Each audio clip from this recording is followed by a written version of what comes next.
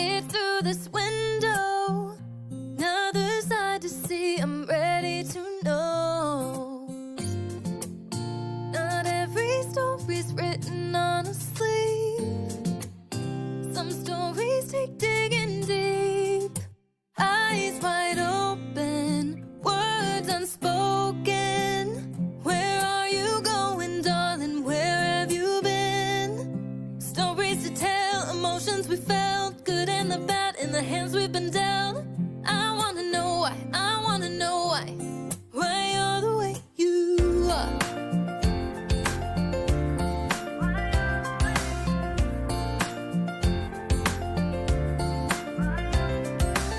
He's from the city, she's from the south. Two different chapters told miles out. Their back row living in his White House. So many stories that I need to know. Not every story's written on a sleeve. Some stories take digging deep. Eyes wide open, words unspoken. Where are you going, darling? Where have you been? Stories to tell, emotions we felt, good and the bad in the hands we've been dealt. I wanna know why, I wanna know why you're the way you are.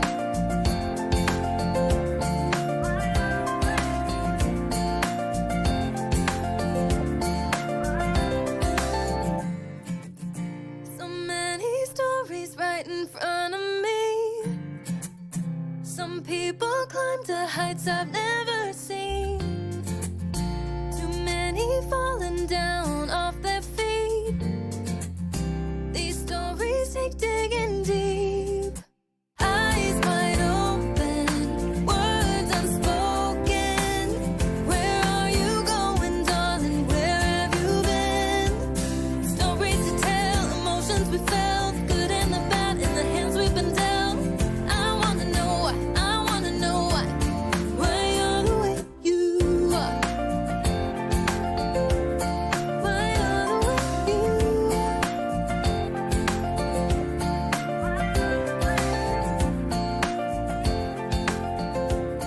Why you're the way you are.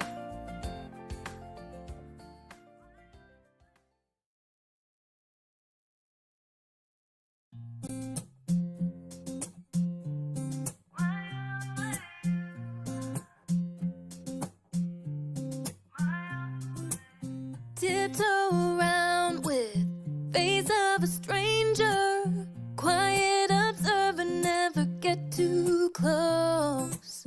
I see the world, but it through this window. Another side to see, I'm ready to know. Not every story's written on a sleeve. Some stories take digging deep. Eyes wide open, words unspoken. Where are you going, darling? Where have you been? Stories to tell, emotions we felt, good and the bad in the hands we've been dealt. I wanna know why, I wanna know why you're the way you are.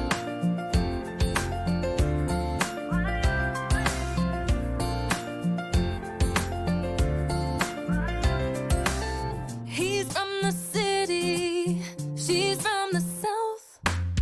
Two different chapters told miles out. Their back row living in his White House. So many stories that I need to know.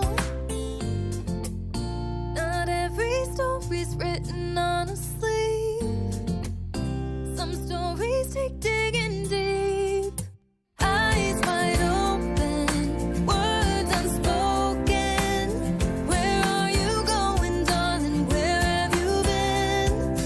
Stories to tell, emotions we felt, good and the bad in the hands we've been dealt. I wanna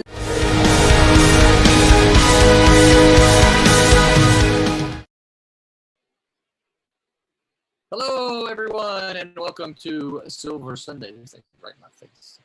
Back it So, welcome to Silver Sunday on this March the 14th, 2021, year of our Lord.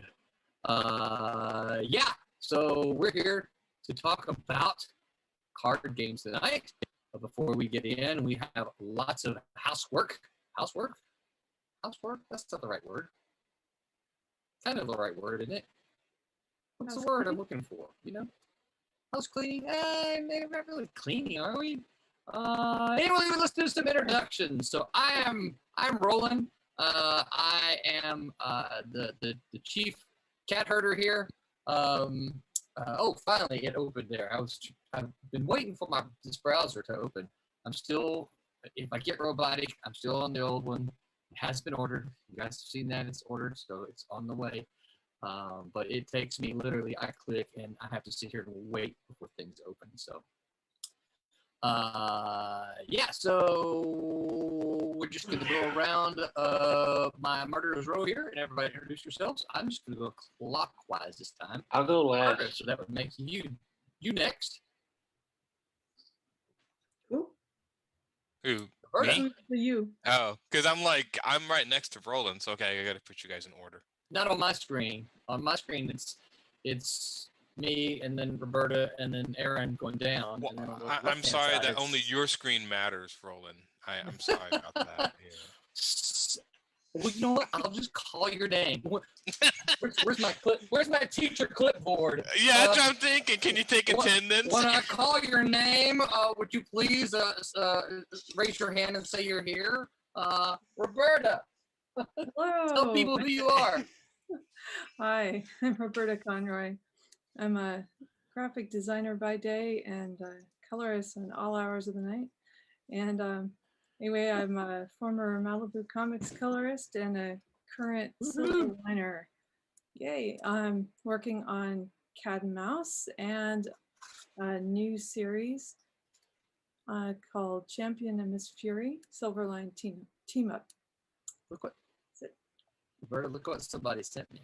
Is that a Malibu watch? That is a cool Malibu watch. Wow. Yes, isn't that cool? Still in the box. So I was very excited to get that. So okay, in the dough. Aaron, you can go next. Yay!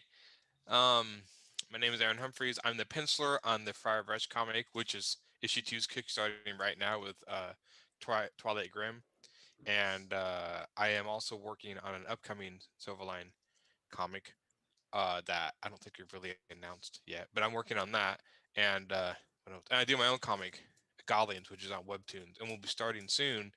I got I have my cover over there to finish, and then I'm done with it, but I have client work to do, so it's sitting there waiting for my attention. That's okay. So, Godlings, you're on issue number 10 will be 10? done, and then I'll have 2 more left, and then it's done. Yeah. I like how you said you do the cover last. That's cool. I do the covers. I always do them last. I don't know why. Mm-hmm. I said that, and who was somebody else? Done, right? Yeah, I don't know. Most people do the covers first. I always do them last. That way I can look at what I've done in the comic and do a cover. I try to do covers based on what's happening in the book. That way I'm not doing a cover and be like, why can't I figure out how to fit this in? So, yeah, I always do that. You could read the story to find out what's going on in the comic. No, that's stupid. And all the sound effects. Yeah. That's right, and all the sound effects too. Yeah. Yeah, I need to talk to Wes to make sure that he has lots of sound effects. You put them in the yes. Yeah. Sound effect panels. That's right. Barb, tell everybody who you are sitting in your Game of Thrones chair. Yes, my garage sale chair. I'm Barb Kelberg, a longtime inker since 1989. I am the CFO of Silverline. I'm inking Cat and Mouse, the original series, and coloring the remix of the graphic novel Sirens. And I am the creator, co-writer, inker, and colorist for Divinity, which is now an award-winning series. The award-winning divinity. That's right. Very cool. That's right. We've got to find some way, Barb, that we can actually plaster that on the covers now. Award winning. That would be great. Yeah. I think so. We may need to get one of our multiple designers on that. Yes. Yeah. We'll have to make sure because we want to incorporate the award itself. Now you said that they were going to be sending something. Were you serious about that, or just No, joking around? we're going to Are send they it to joking? you, apparently. Okay. Well, that's probably because I'm local to most of them, I guess. They're probably just going to give it to me the next time they see me and save the postage, which will probably be here in about 2 weeks.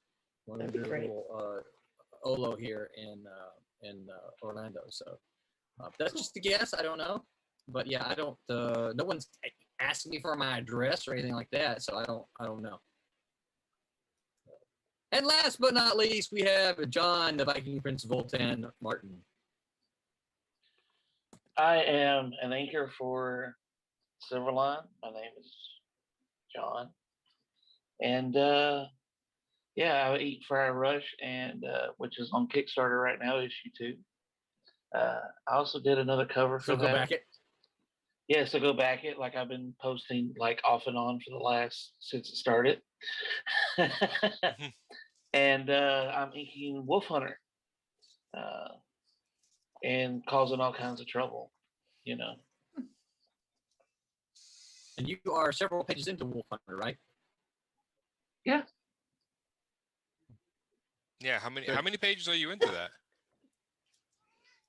I can see that I've got a delay here.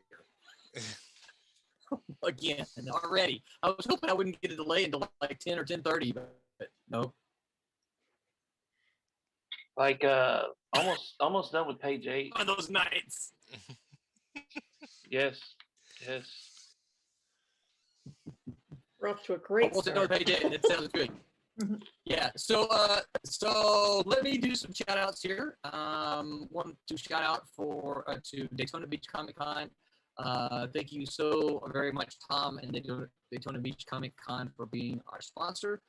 Daytona Beach is going to be in September I think it's 18th and 19th, 17th, 18th, 18th, 19th, that weekend. So make your plans to attend. Daytona Beach Comic Con is the comic con to go to if you love comics. As far as other conventions go, Brent and I will be at Olo here in 2 weeks in Orlando. So thank you, Daytona Beach Comic Con. Let's give you an update for the Kickstarter. So for those of you who backed Switchblade Remix and Team Beetle #1, all of those are shipped out. I checked the Pirate Ship, which is the tracking software that we use. I checked that yesterday, I think, and they haven't all been delivered yet, but it looks like about 95% of those have been delivered. So there's still a few of you who don't have them yet, but they are all gone from here. They're all sent out. They're all on the way to you.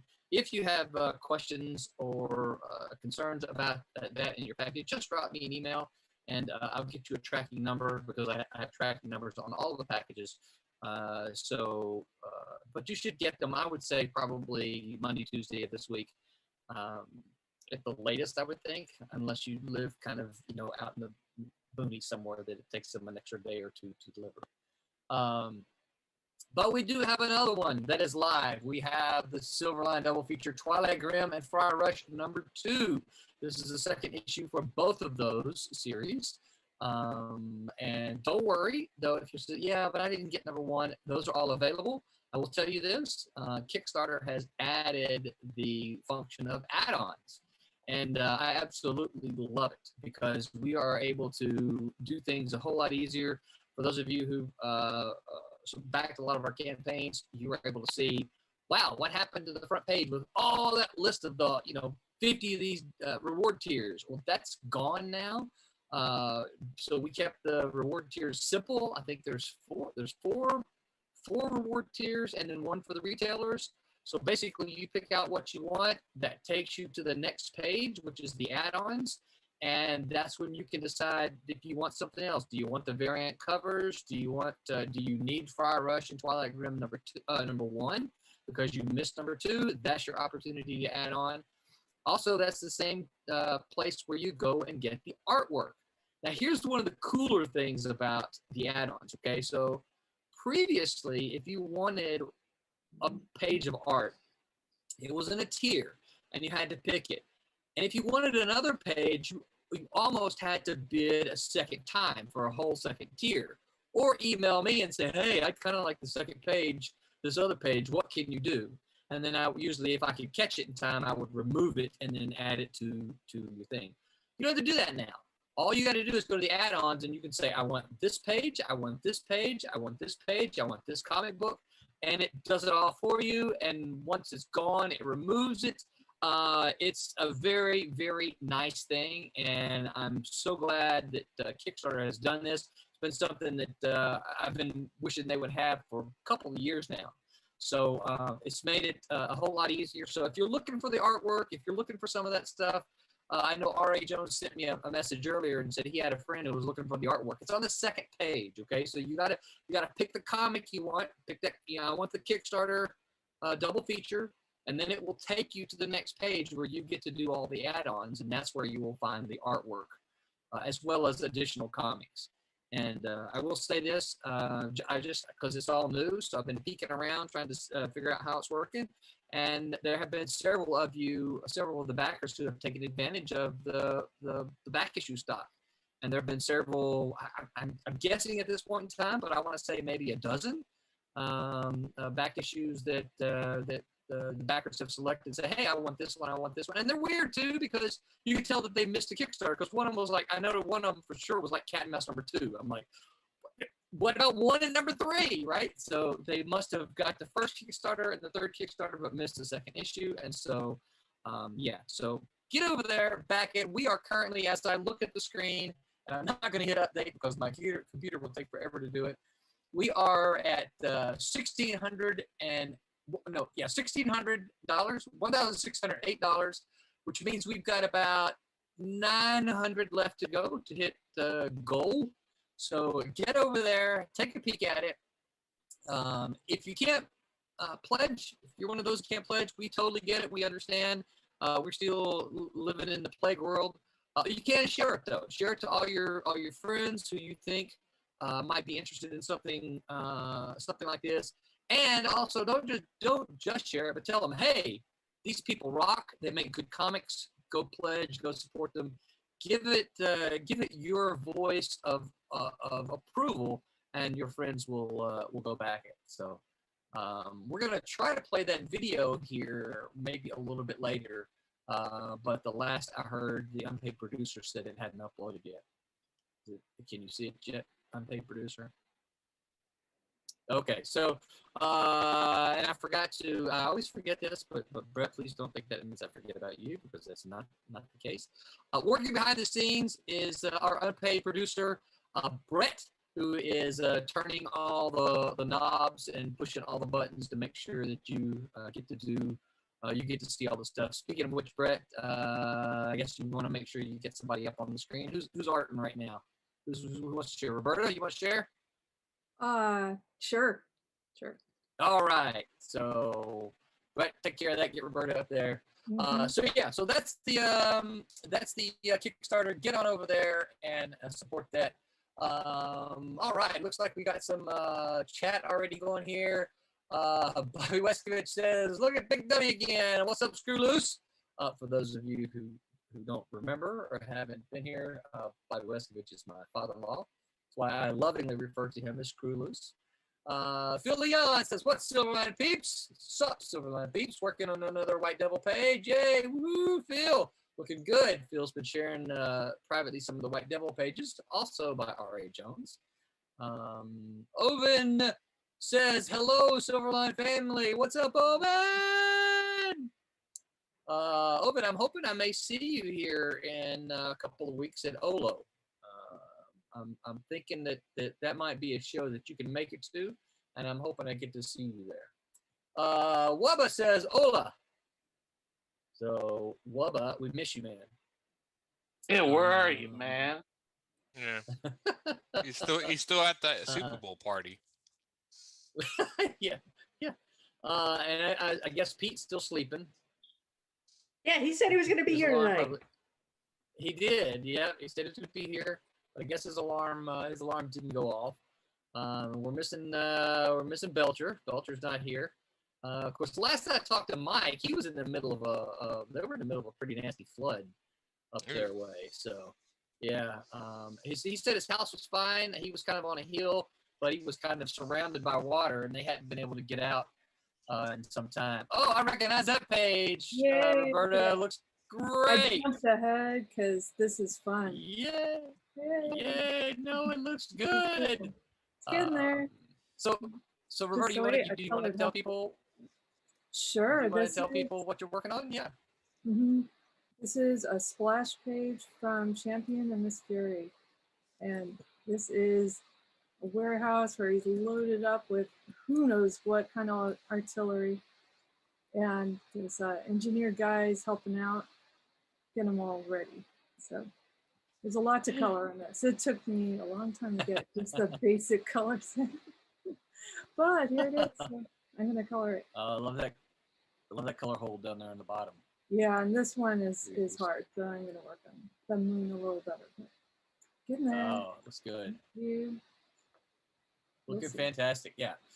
Yeah. So that's from Silverline Team Up, Champion and Miss Fury, drawn by penciled by our very own Pete, who's not here, who's probably sleeping and having sweet dreams, and inked by Thomas Foromonti, who actually said he might crash tonight, so I sent him the link. Wubba laughed, and then he said, "A screaming baby Sith Lord brother and his family moved in yesterday." Oh, that's great. I'm glad that wasn't a private message because I just read it out loud for everyone to hear. Yeah. He'll be all right. All right. Yeah, he'll be all right. It's family, right? Okay, so let's see. What am I missing? Am I missing anything, guys? Yes, merchandise. Oh, yeah. Merchandise. That's right. Speaking of which, y'all hang out after the end of the show. We're gonna talk about it a little bit. So we got merchandise. We've got a poster which you can see right there. That's available.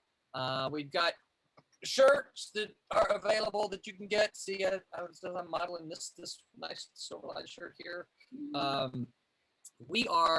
I was supposed to spend some time with the CEO today and work on trying to get it. We're like this close to getting the merch store live, but my nap turned into a really long nap, and I didn't spend the time with her that I told her I would, and so yeah, so I didn't get to do that. So hopefully we'll be able to jump on that some tomorrow, and we're looking to get our merch store live. The other thing is hopefully after tomorrow we're going to get some of our streams scheduled as podcasts. Brett has been working very hard behind the scenes on those, splitting the audio off of the videos that we do here. So if you happen to listen to this podcast, a year later, we've been working on it this long. So we're adding some stuff in. The system that we're using looks like it's going to give us a chance to monetize, and I don't know exactly what that means as of yet. But I'm going to chase it and see where it leads me. But I think it really just what it means, at least I can tell at this point, is that we've got to create a gap in the middle for them to insert an ad in, and then that will in the middle of our stream, and then they'll stick an ad in, and then that will allow us to monetize it. So I'm willing to give that a shot if it can get us a few dollars here and there. So we're going to try it. But we're really close. Hopefully tomorrow or Tuesday we'll actually be able to get a couple of those scheduled. and we can announce when the first ones will drop, and then we'll be regular from that point on. So yeah, merch store. Make sure you're pop on over and fly your Silverline colors. Get your shirt, all kind of your poster, other cool stuff, and hopefully we'll have a place to direct you soon. Tommy says, wonderful looking page, Roberta, looking so good. Sorry I can't jump on tonight. Got stuff going on at the house. Besides, Aaron said he didn't want me crashing y'all's show. Yeah. That panel right there where he's I told all that 90s, punk to stay away. What's that? I was going to say that panel where he's all 90s up, that should be a print. Mm-hmm.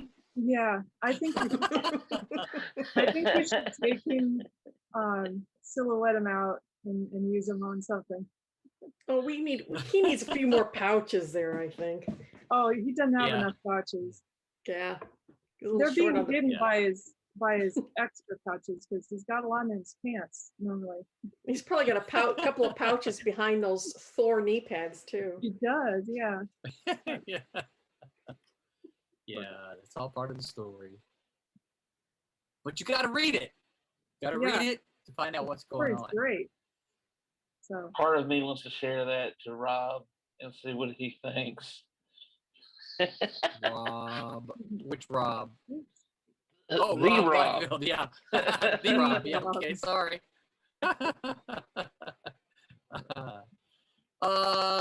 Okay, anything else before we move on to our topic?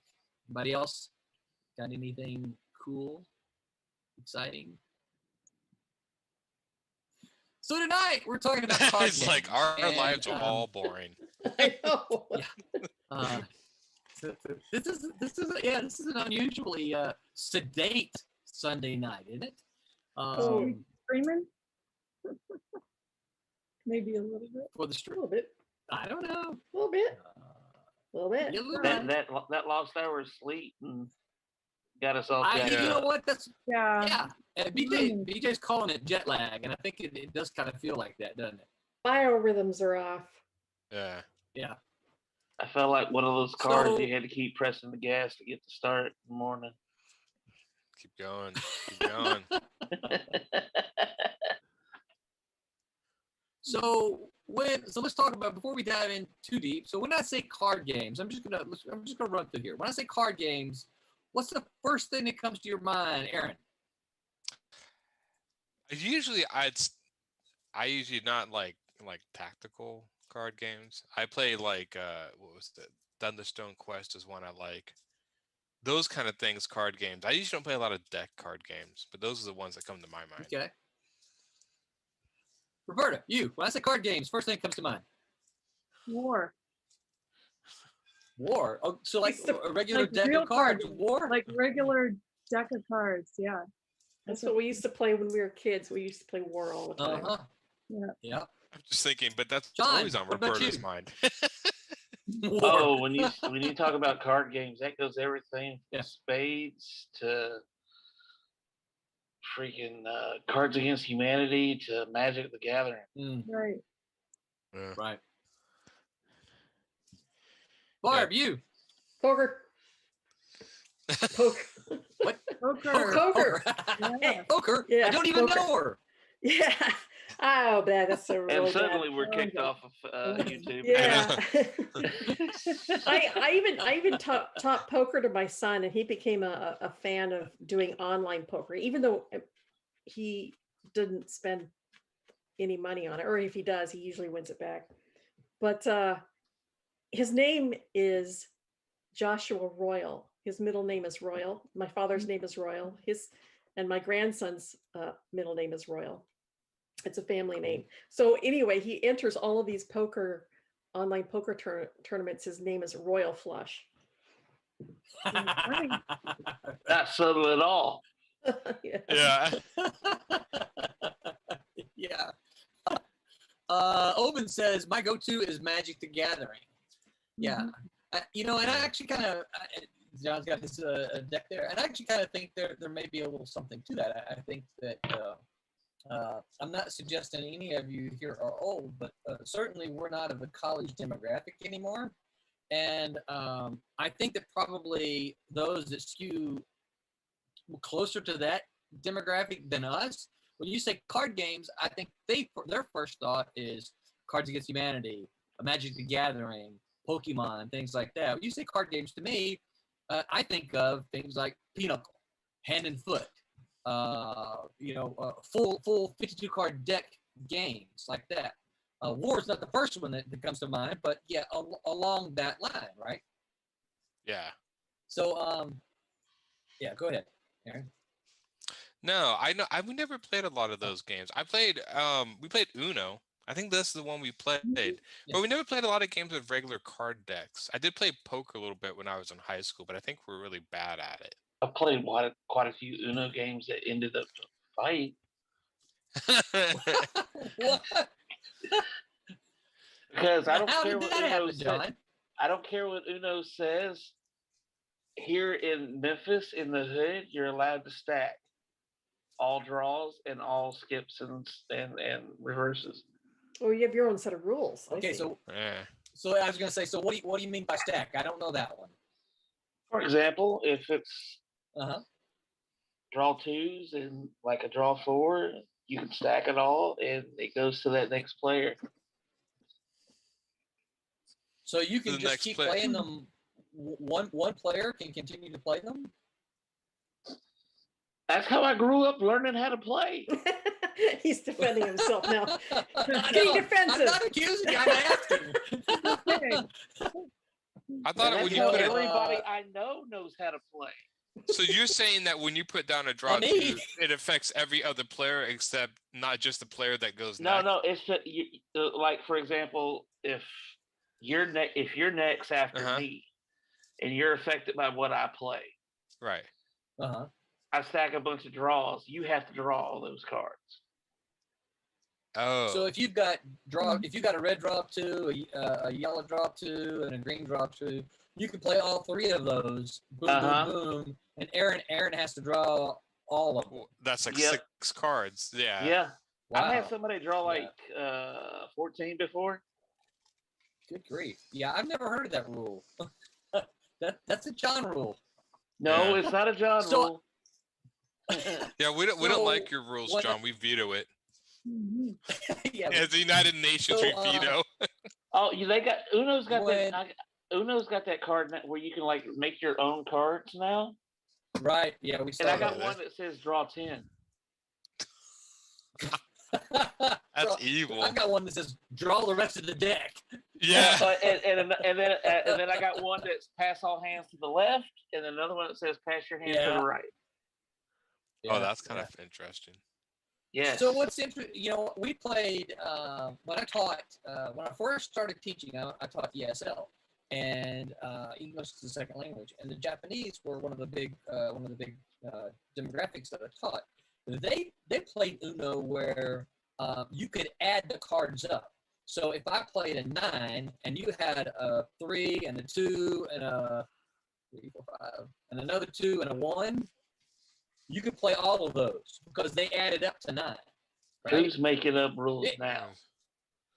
It wasn't my rule; it was theirs. Because I saw Yeah. them playing, I'm like, "What are you doing? How are you doing that?" And they explained they could add them up. Now, it had to be the same color, but they Yeah. could add them up and play them as long as they equaled the number on the card that had just been played. So they can play like a red 3, like a red like a red 3, a blue 3, and like a yellow 3. And as long as the numbers added up to No. 9. Yeah. No, they had to all be like red. Like if Oh, if- okay, if the the same person color. played a- yeah. If I the person see what played you're a red 9, you had to play all of your reds, but you could add them up to equal whatever 9. the card was. Oh, that's Right, interesting yeah. take. Yeah, I've never tried to play that way, but it was interesting to watch them. Yeah. It's a little more strategic. I mean I would think you would have to I would be curious to ask them if you added up to 8, does that count? I mean, does it have to be added up to 9? No, it has to be equal 9. Yeah. Okay. So that's a little more limiting. Because I was like, if you could just, go up to 6, like close enough, then that doesn't. Yeah, you would have to. Yeah. Interesting. No, you had yeah. to hit the number right on. So, and have any of you ever heard of King's Reverse? Mm-mm. No. No. It literally, it's just Uno with a regular deck of cards. Really? I didn't, you know, the funny thing is, I had never heard of Uno until I got to college. I played King's Reverse with my family for years, right? My grandmother loved King's Reverse. The eights are the skip cards. The kings are the reverse cards. The twos are the draw twos. The jokers are the draw fours. The jacks are the just change the color. You know, you play it without the next person drawing any cards, but you get to change the color. It literally is just Uno, but it's a regular deck of cards.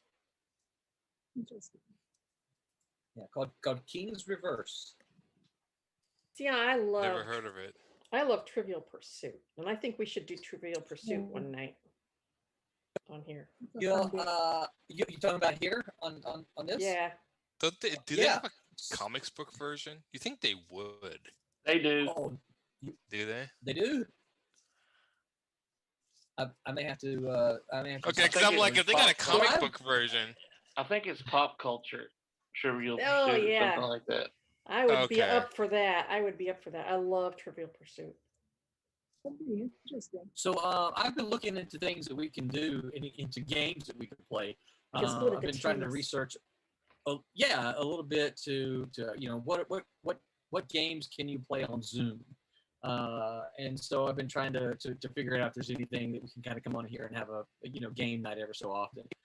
It would be fun, I think, for us to compete against the Whammers too. yeah. I think that would be a natural way to split the teams up. Yeah. They're Although very serious people. But they're they gaming. are very serious people, yeah. And man, they're into their Star Wars, aren't they? Yeah. Yeah, they kind of like the whole Star Wars stuff. I don't really know why. I like Star Wars too. Yeah. You mentioned that. I What was like Star it too, Wars? but Didn't somebody say something about Nicolas Cage too? Oh yeah. oh yeah. Yeah, like Huge, Yeah. He's a huge comic book fan. yeah. But if you mention him on there, like, don't the Whammers get all irritated that you mentioned Nicolas Cage? Yes. Oh, they go off for long time about Nicolas Cage. Dang it! I should I have said want to something remember on that Wednesday. and save it for later. Yeah, I Yes. should have said something on Wednesday night when I was a guest on there because every time the conversation started to lag, I should have said Nicolas Cage. Nicolas Cage. Yeah, no. You should, Nicolas Cage is the greatest. And watch him go off. I'm just Yeah, gonna turn I around and think go, John Nicolas thre- Cage is a vampire. And then Yeah. y'all have a good night. I think John Medic threatened to make a PowerPoint on why he wasn't a good actor. Yeah, Why he was? yeah, I should have said, "Oh, Nicolas Cage is my favorite." Then see what Right. happens. Watch it We blow know up. you'd be lying, Barb, because we Yes, all I know would be. it's Robert Downey Jr. This is true. This is true. That's my favorite. I'm so unapologetic about that too. I'm allowed. So was it because did you like Robert Downey Jr. before he was Iron Man, or is it because he was Yeah. Iron Man? Yeah, I liked him beforehand. I thought Kiss Kiss Bang Bang was awesome. Air America, I loved. Yeah, I liked him beforehand. Less Than Zero was, Okay. that was intense. Oh, that was good. Yeah, it was Yeah. really good. That But it was was about very intense. that was about the guy who got addicted to cocaine, wasn't it? Yeah, Yeah, I read the book. I wasn't a fan of good book. Dr. Doolittle. That was, Wasn't I excited. love, Apparently nobody love. was. Yeah, I love the Sherlock Holmes movies though. So yeah, Yes, those are good. I really like him. So yeah, and he's only a few years younger than me. I'm not, Let's hope. so I'm not exactly perving on robbing the cradle or anything, you know. That's great. Yeah. Dick tunes into the stream for the first time tonight and says, "Wait, what's this I hear, Barb?" Are you trying to tell me that you like Robert Downey Jr. because he can actually open his own juice box? Yeah, there you go. Yes. Yeah, I don't mean, need to help him with it.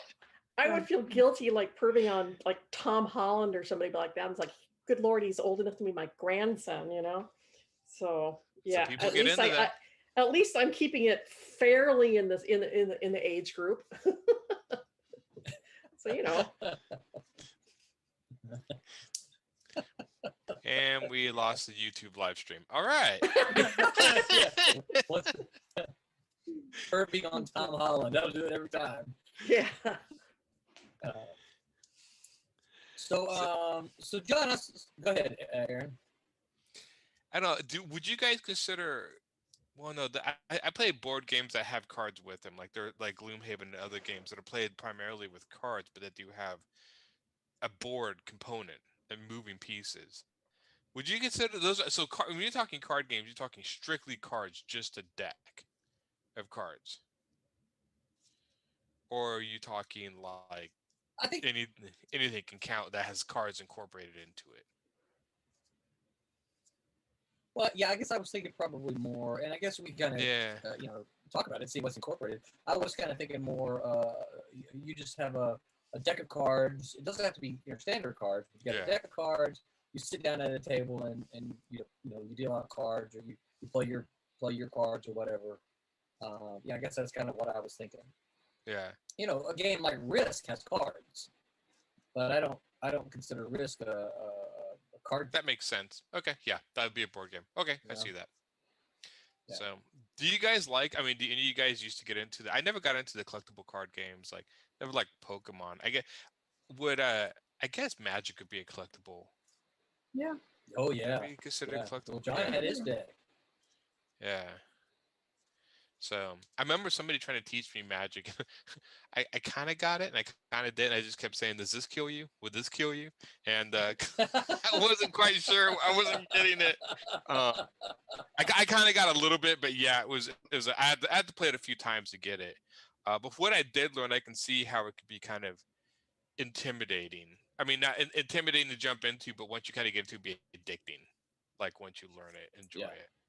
Yeah, I actually played tournaments in Magic the Gathering. I played in regional and stuff like that, growing up and stuff like that. So. Oh yeah. In the house. So kind of, I never got how it was played. I just liked the artwork on the cards. Yeah. So kind of give me the rundown basics there on how it works. On how it works. Yeah. Magic the Gathering. Oh, basically you have 5 different lands. 5 different lands produce different colors of mana to be able to play spells, creatures, or abilities, and kind of goes from there. You're trying to beat another person. It's almost like two wizards fighting kind of thing. Basically, yeah. Yeah. Okay. That's what I always kind of took it as. Even just in the name, Magic the Gathering, like you were two wizards kind of using mana. Yeah, I've been playing it since '93. So you have to like roll dice to get powers and stuff? Nope. No, it's all in your deck. Your deck is your library. You draw a card every turn. Yeah, except for what I gathered, deck building, and I've watched a little people deck building by putting certain specific cards that go together in a deck. It's a lot of the cards work together better. So that's how you build it. Like you would, John probably knows more about this, but like if you're building, maybe like the theme is desert. You put a lot of like desert cards or something together that support spells or whatever that make a deck stronger. Well, if you have some sort of, I guess you could say, theme to the deck you're building to make it cohesive and run smoothly, yeah. But the game nowadays, as they call the meta, it's nothing like it used to be. Okay, because I remember like I was some deck building games would be like, like water, desert, fire decks, but I don't know if that was old Magic or other type of thing. Would it have a theme, and all the fire cards, if you had them in a deck, would work together to make you more powerful, something of that nature. Well, you can play with multiple colors in a deck. Oh, can you? Okay. So the more cards you have, the better chance you have of winning. No, the better your strategy is, the better you have. Okay, so it's a game of strategy. If yeah. you have to be able to adapt on the fly to what you're playing against because you don't know what the other player's playing with until after that first game. Yeah. Okay. And sometimes it's also luck of Did the you ever draw. play where you kept your opponent's cards? I know I read one time It was that you, antes. It was called an ante, and it was back in the day when it first started, and they stopped doing that. It was okay.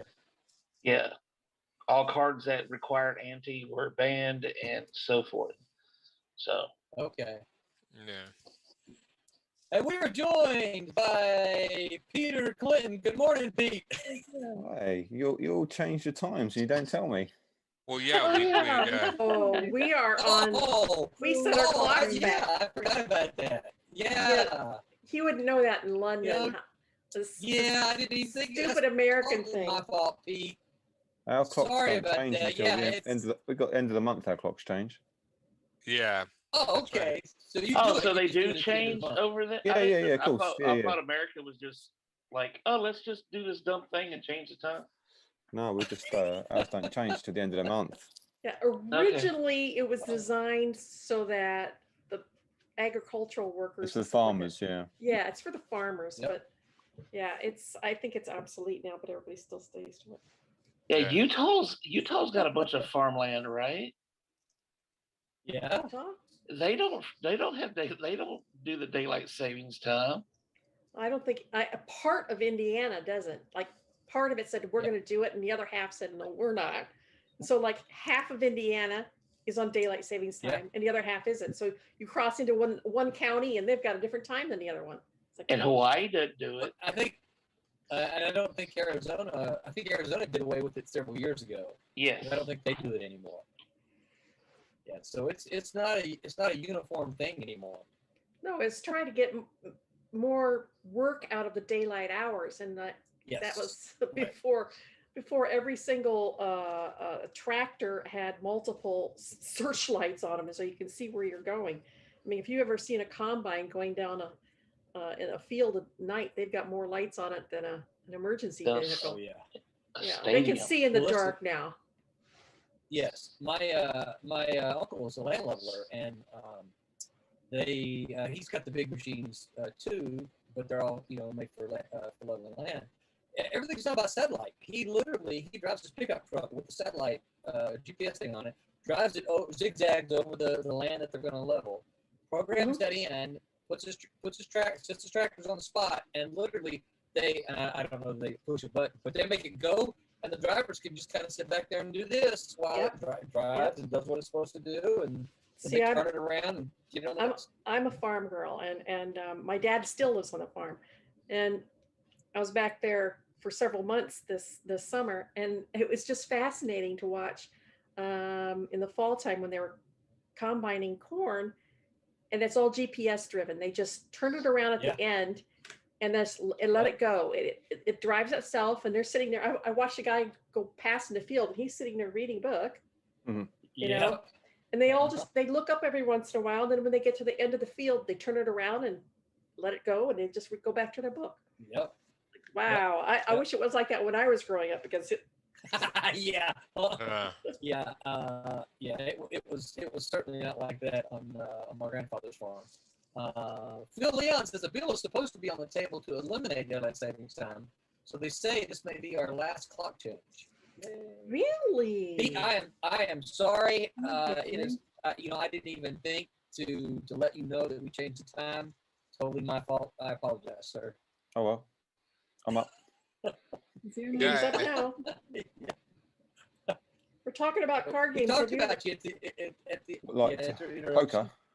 Have you ever played Yes. Magic the Gathering, Peter? No. And I can't understand the slightest bit of it. No. John was Apparently trying to explain. John is the States, only I'll one teach here. it.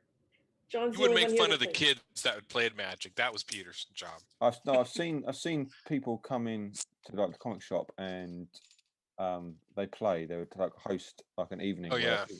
and they would get out the Yeah. cards and they try explaining it to us, but I've got no clue what they do. No clue. Don't they have a digital version? John, do you know this? Don't they have a They digital version do. of Magic? Yes. Okay, yeah. There's Actually, an they app have for two everything. digital versions. One is Ancient, and it's Magic the Gathering Online, and then they have Magic the Gathering Arena. Okay. Is that what Jeff Whiting plays? No, he plays Online, is Hearthstone, that- which is basically a digital Magic the Gathering style game. And they don't have an Okay, actual physical version of Hearthstone. Hearthstone is just digital, isn't it? Right. Okay, that's what I thought.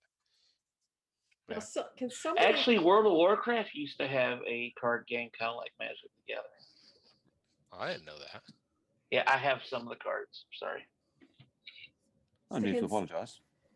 can somebody explain to me what Cards Against Humanity is? Oh, it's Hilarious. So funny. I've just heard it on Wednesday. It's like, what the hell is that? So somebody explain it to me. Basically, I don't know. Can I explain this without getting us kicked off of YouTube? Choose your words carefully. You'll have to use euphemisms. Well, Yeah. you can be as terrible and as naughty as you want to be, I'm and gonna if look into whoever, this. but make it funny. Okay, So if you got some really dark humor, throw it out there. this sounds like and- my kind of game. And it goes around and everybody reads a card and everybody has to choose a card to finish that sentence or finish that card. And whoever you think's funniest wins that turn. And whoever wins the most cards by the end of it all wins the game. But of course, if you're drinking while you're doing it, it gets really hilarious, and you're not going to know who the heck won by the end of it anyway. I'm So definitely basically, gonna Yeah. it's a finish the phrase kind of game. Yes, but Yes. it can get really horrible. Well, that's up my alley then. I'm all over that. I'm gonna have to find that one. So play- when I come to Florida, I'm bringing my Cards Against Humanity. That's gonna be a fun evening. That's gonna be a fun evening. I'm trying to think if I played that one. I think I played Exploding Kittens. What? What is that? Explode. So, Aaron, before you talk about Exploding Kittens, I want to tell you, I watched Exploding Kittens, the Kickstarter, go to like $8 million or something yeah. like that. Easy. It was nuts.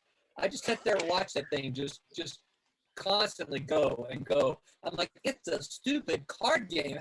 Why is this thing getting $8 million? This is why I Right. keep saying Uh, maybe Silverline should make a card game based on some of their comic characters. Dude, like if we could I feel figure out like a I card now game or need to something, play- why not? So, Aaron, tell us about Exploding Kittens. I may need to buy this yeah, game. tell us. I am trying to remember. So I apologize to the internets if I screw up the rules. It's been a while. It was basically like you play these certain cards and you try to, if you get an exploding kitten, you have to get rid of it or pass it to somebody else before it blows up and like hurt you or something like that nature.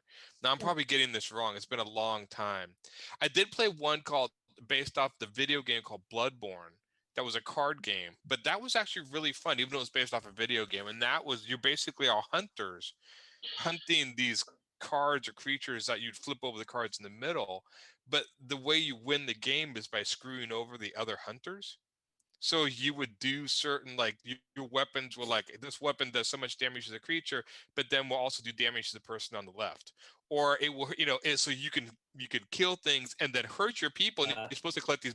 But that was really fun to basically kind of screw over your friends.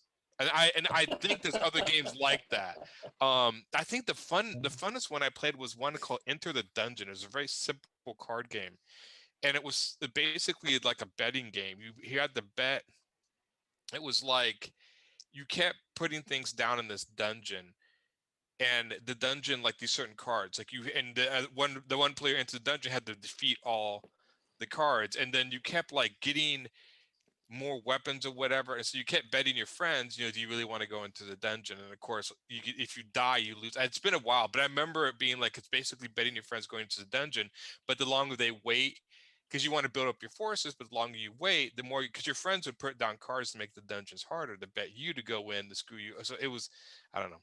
So I played some interesting card games, and that have a lot of like artwork and stuff that are actually really fun. But I think most of them I always gathered were based off actual regular card games. They just took a theme like fantasy or sci-fi and built the game around that, and then used the rules. Like you were saying, Uno was based off that King's Reverse. No, I didn't say it was Same based off concept. but it was like yeah, it. it's the same. Yes. Yeah. I don't know which came first. It's just that I'd never heard of Uno until college. Yeah. Okay. So, I'm sitting here. Apparently, Exploding Kittens even has a mobile app. Oh, Jesus. Yeah. There's an app for everything. There's an app for that. yeah. And the phrase used to be, "There's a pill for that." Okay. Anyway, Yeah. it says you play the game by putting the deck face down and taking turns drawing cards until someone draws an exploding kitten. When that happens, that person explodes. They are now dead and out of the game. This process continues until there's only one player left. Okay. But I think there were ways to get rid of the exploding kitten. If I remember, you can have certain cards that can defeat. Like if you draw exploding kitten, you can defuse it, or you can draw cards to pass it on to another player. So there are ways to kind of defeat the kitten. So I never thought I'd hear a word defeat the kitten. I know there's a lot of games out there that are really. I think I'm trying to remember if this was a card game, but this was a memory game, and I remember it being really funny. You would draw cards, and then there were certain things we had to do, certain actions. So if it came to your turn, as the cards were stacked in the deck, you had to like wave your hand. Like they would have cards like nobody could use the word "the" in a sentence. Or or you had to like, so there was these rules. So as the game went along, you set up these certain rules you couldn't do, and of course people would always screw up and say that, and like, oh man, I'm out. And then once you scoop a rule, you're out. So it was like one of those, whoever got really good at remembering like all of the certain steps you had to do to play your hand. And I can't remember what that game was called. I think it was called like something weird, like this is not a test, or this game is a test game, or it was something weird. But I remember that game being really fun because it was really hard to remember all the rules. Yeah, it was like all the crazy stuff you'd have to do. My memory is crap. Roberta, it is impressive watching you select all this stuff. You are moving so really? quickly through that. Yeah. Thank you for. So are you using a mouse or a pen? I'm using a pen, Okay. and I'm struggling against the fact that the stream takes away some of the processing power, so it just sometimes doesn't do what I just told it to do, and I go. Are you on a Wacom? Or are you using like a Cintiq? Yeah, Wacom. Oh no Cintiq for me. I would have Those to are look expensive. at it. Yes, they are, but I also can't imagine live streaming like this with my hand in the screen. Oh. Yeah. Well, I think wouldn't it be like once you're drawing on everybody? Once you I'd post have your to have the screen, camera somewhere else. Yeah. That's all. Yeah. Anyway, I've never been able to afford those. And well, Barbara, your iPad. I have the coordination that some people do you? complain about, that they like the Cintiqs because they can't really look at a screen and draw at the same time because they're looking somewhere else. I can do that. So I don't think that it's necessary. It took me forever. I can color with my Wacom, but I can't draw with it still. I still can't. I can draw. I've drawn on a Cintiq, but I can't draw. Is that the one where you're drawing on a pad and the screen is somewhere else? So so Wacom pad is where you're drawing on the pad on your lap, and it's mimicking the screen. The Cintiq is literally drawing on the screen. On the screen. Okay, I it's gorgeous. Yeah, Barbara's iPad basically is a Cintiq. Okay. That's why. And I thought of that a long time ago when they first started doing the touchpads. I was like, why didn't they make these in Cintiqs? And people were like, that's a good idea. And then later on they did. And I'm like, because it seemed like, because Cintiqs were expensive. And they still are. I think they're still cheapest one is like $1,000. Yeah.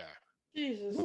If that, it's probably closer to 2,000. And that's all it does. It's a beautiful screen that you can draw on. That's what I've got. It's definitely a pretty screen. It's I think most people doing iPads like you, Barb. Yeah. That's nice. That's big.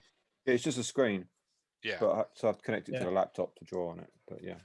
But I just- mean, can't, Oh, okay. like a can't look Cintiq, over here and draw there. That's weird for me. I don't, Yeah. like a Cintiq, all it does is artwork. It doesn't connect to the internet or You can buy ones that are built-in computers, but they're a few thousand. tablets. They're a few Oh, thousand quid. Oh Yeah, my God. I'm desperate for one of those, but they're expensive. Win the lottery, I guess. Yeah. Yeah, I used to work at a job. Away with that, doesn't it? Well, my boss was like, "Do you want a Cintiq?" And I was like, "Oh no, don't worry. I can do things by hand, and don't spend your money." And then I told everyone else that, and everyone else was like, "No, go make them buy a Cintiq. We want to play with them." I'm like, oh, okay. So I'm like, I guess everyone wants a Cintiq, and they're like, yes. I'm like, okay. And that thing generated heat, and I don't know. Obviously the iPad does it, but I remember the amount of heat that would generate. Like my hands would get sweaty and stuff because the screen was always hot. It actually got kind of annoying after a while, a little bit. I mean, and also because I like to spin my picture around. I turn my picture on when I draw, and it's very hard to do that in Cintiq. There are ways, exactly. The iPad works wonders for that. Yeah. But you can't do that with the Cintiq, not if it's sitting on a desk. You can spin the picture, you can turn it, but it's That's okay, annoying. You can spin the picture though, yeah. You can. It Yeah, just I can spin the picture on here too. Yeah. Yeah. You know. I've seen Tommy doing that. I do a lot of shows. Tommy and I are usually there together, and I watch him a lot of times. And Jeff White too. We did a bunch. John, when we came up to Memphis, I watched Jeff do all that with the screen. I do remember drawing on Cintiq that when I draw digitally, my OCD kicks in when I magnify. I can't magnify my drawing, especially with black lines, because then I see where the lines are not connecting. If you magnify more in, and then I'm like, okay, I got to clean that up, even though no one's going to see it at the actual image size it's going to print at. Yeah. But when I see it, my OCD is like, oh, quick, I just got to clean that. And, oh man. So yeah, I cannot magnify because it's like, well, now it looks like crap. And I'm having issues at the moment. I'm coloring Sirens, which is done in a very loose, sketchy style of inking, and I'm a very tight inker. So I get very itchy trying to color some of this. I'm like, oh, this is really want to fix that. Yeah, this one's it went outside of the lines. They're color. Oh my god. Yeah. But I'm not touching it. It's not my. I'm just coloring it all. So, but Divinity, as I'm coloring Divinity, I'll catch some mistakes that I did in inking, and then I have to go back and fix them. It's funny. It's weird because especially if you're at a size where no one's gonna see that, but you're gonna know it's there. You're always gonna know it's there, Barb. Oh my god! This side of this car is missing a headlight. What the hell? Go back and I want to see that in a review. I really like Divinity 2, but the headlight in this car way in the background. It's a zero, automatic zero. Yeah. I know. I would say that that's probably a danger in electronic digital artwork is that you can zoom up and then you see all this. There does come a point where you're like, yeah, okay, that really doesn't matter because no one's going to see it.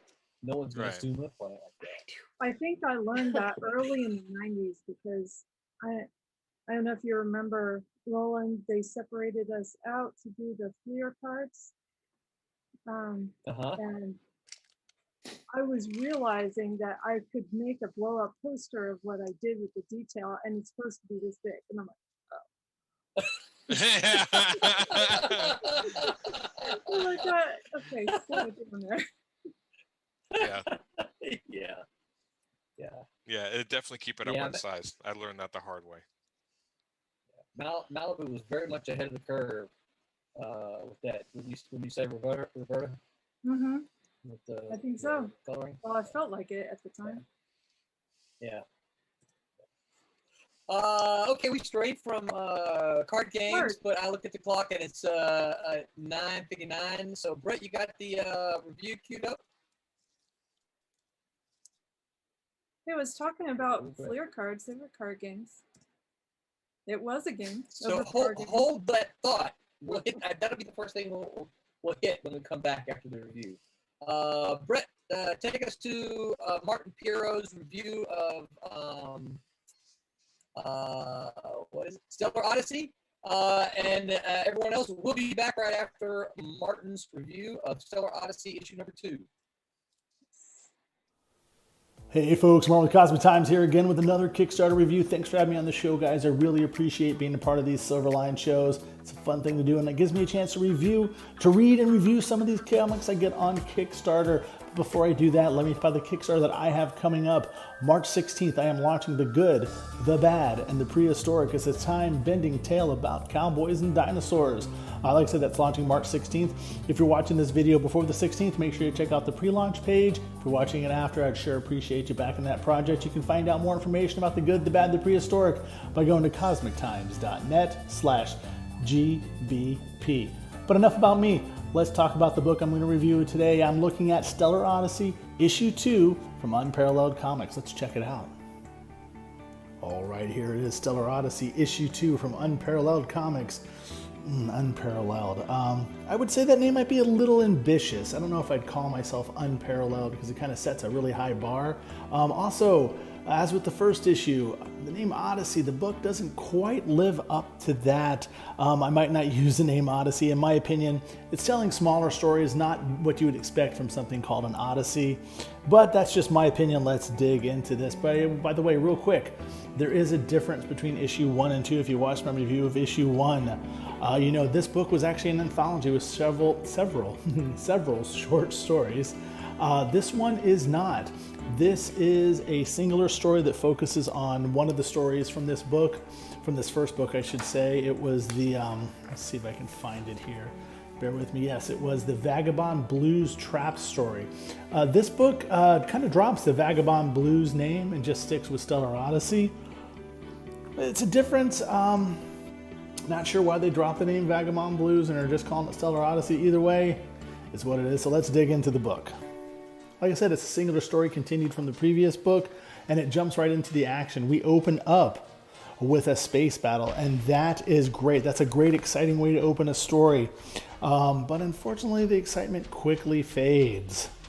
Captain Mustache Face here. He has something in this jar that I guess the bad guys want, and he's trying to stay ahead of them, and they escape. So they actually kind of get away at the beginning of the book, and it happens pretty quick. This is our crew of scoundrels. Everything seems to be going okay as they escape. Captain's going to go take a nap. However, there's a shadowy figure on the ship. What does this mean? We'll find out in just a second. We cut back to the bounty hunters, and it's interesting. There's some subplot involving the bounty hunters and the person who hired them. It's interesting, though it feels a little tacked on and drawn out, but at least it helps add a little bit more to the plot and maybe add some urgency to the story. Back on the ship, our mustachioed captain, Captain Attila, is awoken by a scream that apparently kind of causes his head to shrink. I don't know if you notice, you can see it here, but yeah, something's gone wrong with his head. His body is very large, but unfortunately his head is not. Now we get a good sequence. It feels a little like something we might have seen on Firefly, and the dialogue, well, the dialogue sounds like it might have actually been written for that show. But something happens in the altercation with this villainous stowaway, our ghostly figure from before, who I don't believe actually is ever named. But something happens where the ship is damaged. I'm not 100% sure exactly what happens here, but it's never really explained what's going on in this sequence, but the ship is damaged, our stowaway is still alive, and the crew must deal with it. The next few pages, we get a better feel for Attila and his crew. It's kind of a shame because we have to wait till, like I say, we're at the staple now, we have to wait till halfway through the book before we kind of get a real feel for the crew. But the ship crash lands on this planet. And of course, because of this, the bounty hunters are now on their trail. We get a nice sequence with the bounty hunters, given a little more backstory, but then these two guys just show up, not sure who they are, what they're doing. They're just kind of standing there quietly as the bounty hunters are tracking down Attila and his crew. Leaving the wrecked craft behind, the captain and his crew set out to steal another ship and track down the stowaway who took their illegal contraband. There's a few more plot points that come up ahead. Some are good, some are a bit confusing, but I don't want to say too much more because I don't want to spoil the book, so I'm going to leave it right here where they crash land on this planet. All in all, it's a fine story. Again, I think it suffers from the problems that plagued the first issue. The writer knows way too much about the world he's playing in, and I think he assumes that we do too. because there are moments where you're left just kind of scratching your head on some details. But it was still an enjoyable enough read to the point that I will most likely come back to check out issue 3 when it comes up on Kickstarter. So, well, that's better than most books I get from the platform. Ultimately, Stellar Odyssey plays out like a Western in space, something Firefly perfected and the writers here are going for. But I will say this, you absolutely do not have to read issue 1 to understand what's going on in issue 2. This book stands by itself. Like I said, issue 1's an anthology full of short stories. Only one of them ties into this, and you don't have to read it before you pick it up. So I definitely recommend checking out Stellar Odyssey if you're into science fiction. Unfortunately, per my contract with Silverline, I am required to grade this book on a predetermined criteria. So let's get to it. All right, for writing, I'm going to give it a C. The story's competent enough, it's good. Unfortunately, it borrows a lot from other sources. Some of the dialogue actually feels lifted right out of other materials. Everything seems so very familiar, especially the use of the word frack. Come on, guys, you could have come up with something a little more original. For that, I'm going to give the writing a C. The art, I'm also going to give it a C. It was competent enough, the story's told, but there were a lot of mistakes. One thing that comes to mind right away is that one scene where the captain's head was 3 sizes too small for his body. His mustache seems to change size throughout the book. So there's some errors to the art. It tells the story well enough, so I'm going to give the art a C. The lettering, I'm going to go ahead and give it an A. While not exceptional, it was competent. I was able to read the story. There were never any moments where I was confused. So, again, it wasn't exceptional, but I'll still give the lettering an A. This one's hard. Literary merit, I'm going to give it a C. Again, like I said before, it all feels done before. It feels like I've read this before. It feels like they've borrowed so much from other materials. I'm going to give the book a C for literary merit. For fun factor, I'm going to give it a B. I enjoyed the book. I mean, there were the errors, there were the mistakes, there were a few things that took me out of the story, but for the most part, I enjoyed it. So for fun factor, we're going to call it a B. That gives our overall score a C+. So overall, Stellar Odyssey issue 2, I'm giving it a C+ on the patented, copyrighted, and trademarked Silverline grading scale.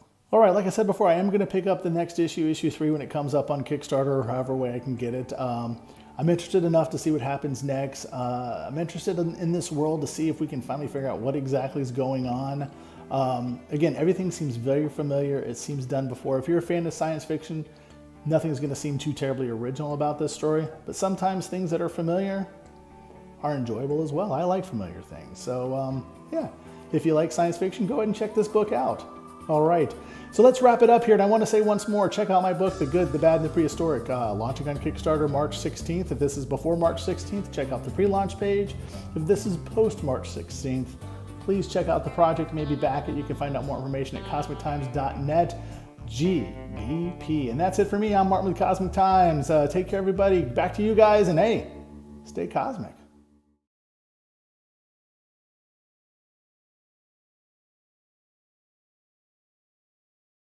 Alrighty. Finished? All right. So, Share again. oh, thank you, Martin. Appreciate yes, let's get some art sharing again. Appreciate the review there, Martin. Martin, I'm pretty sure he said it there, is the head honcho over at Cosmic Times, who's a friend of Silverline. So we appreciate that. We're all about the indie comics here. So we are talking about card games. Before we do that, Brett, did you say you were able to? You did see the Kickstarter video now? You don't see it yet.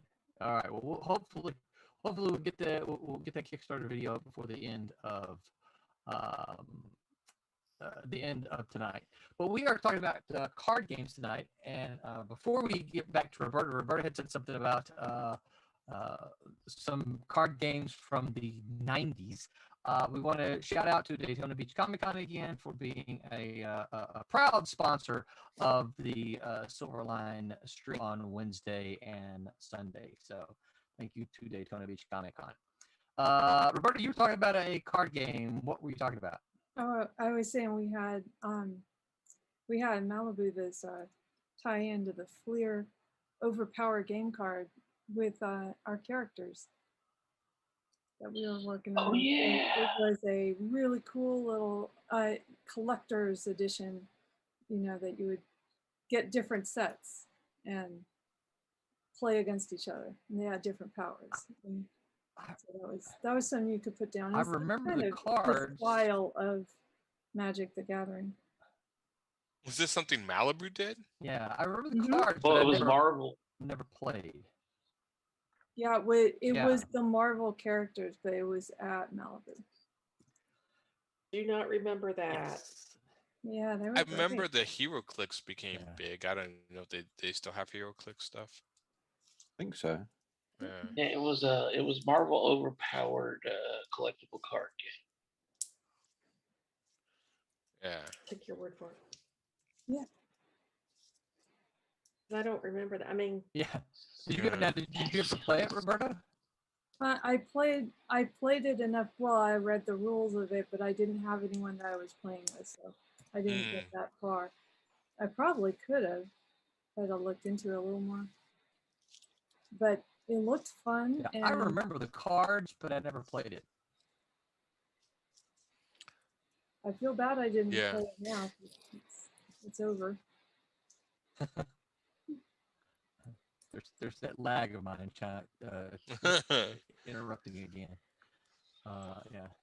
Nicholas Cage. Julian says, "Ouch! Should a comic company, really have reviews of other companies' books?" Just saying. Martin chooses his own books to review.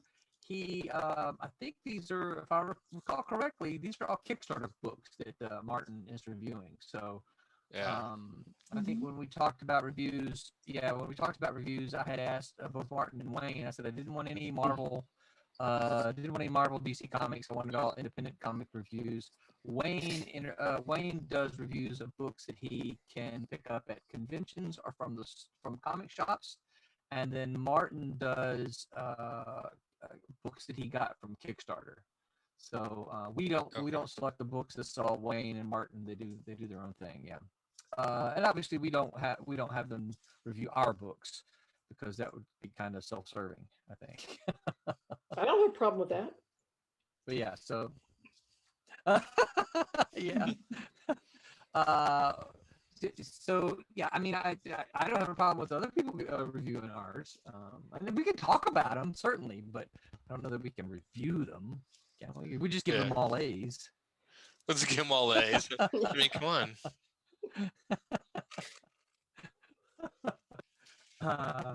Yeah. So what else? So Pete, since you joined us a little bit late, card games. What's the first thing that comes to mind when I say card games? Snap. Never heard of it. Snap. What is that? Can you describe it? Tell us about Snap. It's really simple. It's a kids game. You get a deck of cards and you keep putting them out until you get the same number that's already out. You play the person who plays Snap gets the cards. You can never play Snap. I mean, it's like it's a game for like three. Slapjack here. I don't know what that is. Sounds like some sort of English game. We ignore those things in America. It's like the first thing you teach kids. No, it's so we simple. take them and we change them and change the name. And then tell everybody it's better. It's better. That's right. You can buy it. Right. Yeah. Just play Snap, poker, or Because we're all Yeah. It sounds like Slapjack here, which is the same thing, same basic concept. Probably is. She's got a different name and stuff over there. Yeah. yeah. Don't play card games. Sorry. Or many of other games. Play board games. So you Certainly. don't. Okay. So you don't play card games at all? Like not poker, not Magic the Gathering, not from one extreme to the other? We'll play poker as friends, but I wouldn't say I know what I'm doing. I just Are they still your friends, Peter? know the bare essentials. We played Cards Against Humanity. Oh yeah, play cards.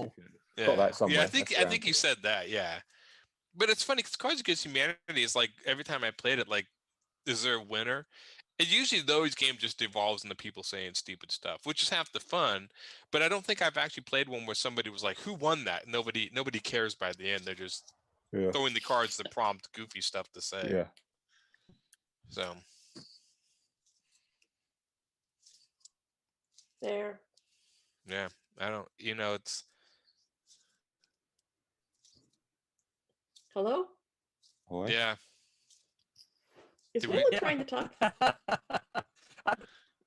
No, I thought Aaron was in the middle of saying something. He was. 'Cause he Yeah, was something dying to profound, look but then it I up, lost and my he train was- of thought. Roland looks like he's in a Godzilla Yeah, movie. so I was kind of waiting on Aaron. Wait. No, I don't have any. No. Godzilla. I apologize. This won't last forever. It won't. The change is coming. It's just going to be a little while longer. I did get a haircut though. Notice the haircut. Yeah, very nice. Wait, cleaned up nicely. Hey, So- John. You can't say that, John. So, Barb, Yes. you mentioned poker. Tell us about poker. Your experiences, I guess. Well, all right. I told a story on Wednesday night when shortly after I was married, we were newlyweds, and my mother had taught me how to play poker, believe it or not. So I called her at 11:30 at night one night, and I said, "Mom, does 3 of a kind beat a flush?" And she says, "You're playing strip poker, aren't you?" I said, "Why would you think that? Why would you think that?" "Well, it's 11:30 at night and you're just married, so you're playing strip poker." But no, yeah, I mean, I've always liked poker. It's straightforward. The rules are easy. This Well, we beats just- this. It's got very straightforward rules. This beats this, or this beats that. Depending on which, like my son loves Texas Hold'em. That's his favorite. But the very basic game of poker, 5-card stud, is just super easy to play. It was either that, or when I was growing up, my grandmother had an old maid deck that was like 3 decks put together, and we played old maid a lot with her, or crazy eights. Played Crazy Eights. That was a little fun. So where you play strip poker? Excuse me? So were you playing strip poker? Yeah. So I thought she insinuated that already. Yeah. Yeah. That was clear. It's 40 years ago. well, she said her mom suspected it, but she never answered. So Phil Leon says, "Is euchre a thing with any of you guys, or is that primarily a Midwest thing?" What? I never heard of it. Yeah. what is it? Euchre, it's an old person's game as far as I'm concerned. Old person's game. Oh, And then I'm not even going to touch that, Barb. So it's pinochle and bridge in my mind. Because my mom always used to go to bridge. Oh my goodness, no, pinochle.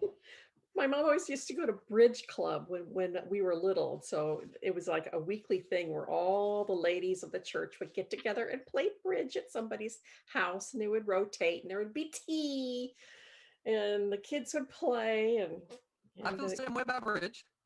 yeah, that's an old person's game as far as Old Pinochle, person's I've played game. pinochle since I was like 19. well. And how old are you now? I said since I was 19.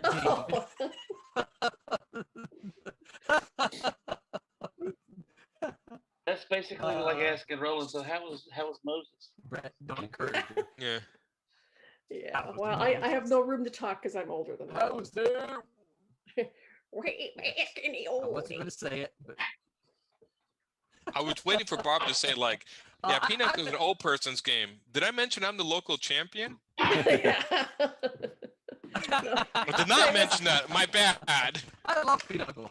But I mean, I was, Yeah. back in the 50s and 60s and stuff like that. The neighborhood women's groups were very, very, very Stepford wife type of thing. They all had you all had your little tray where you had your finger sandwiches and your little cup punch, and you went around and played bridge in the afternoons, and it was just right out of soap operas, right out of the Stepford Wives. So yeah, that's what it brings back memories for me for. It was pretty funny because from Wednesday, Tim TK kind of picked up on I don't know if it was in the chat. I don't think it was live, but he picked up on the Pinnacle thing. Is that that game was a big part of the story of Trumps from the comic book, because a Pinnacle is a Jack of Diamonds and a Queen of Spades in the game. A double Pinnacle is two Jacks of Diamonds and two Queens of Spades, right? So a Pinnacle is worth 4 points, and a double Pinnacle is worth 30 points. So a double pinnacle is just basically in the a foursome. Okay, got it. Good night, everybody.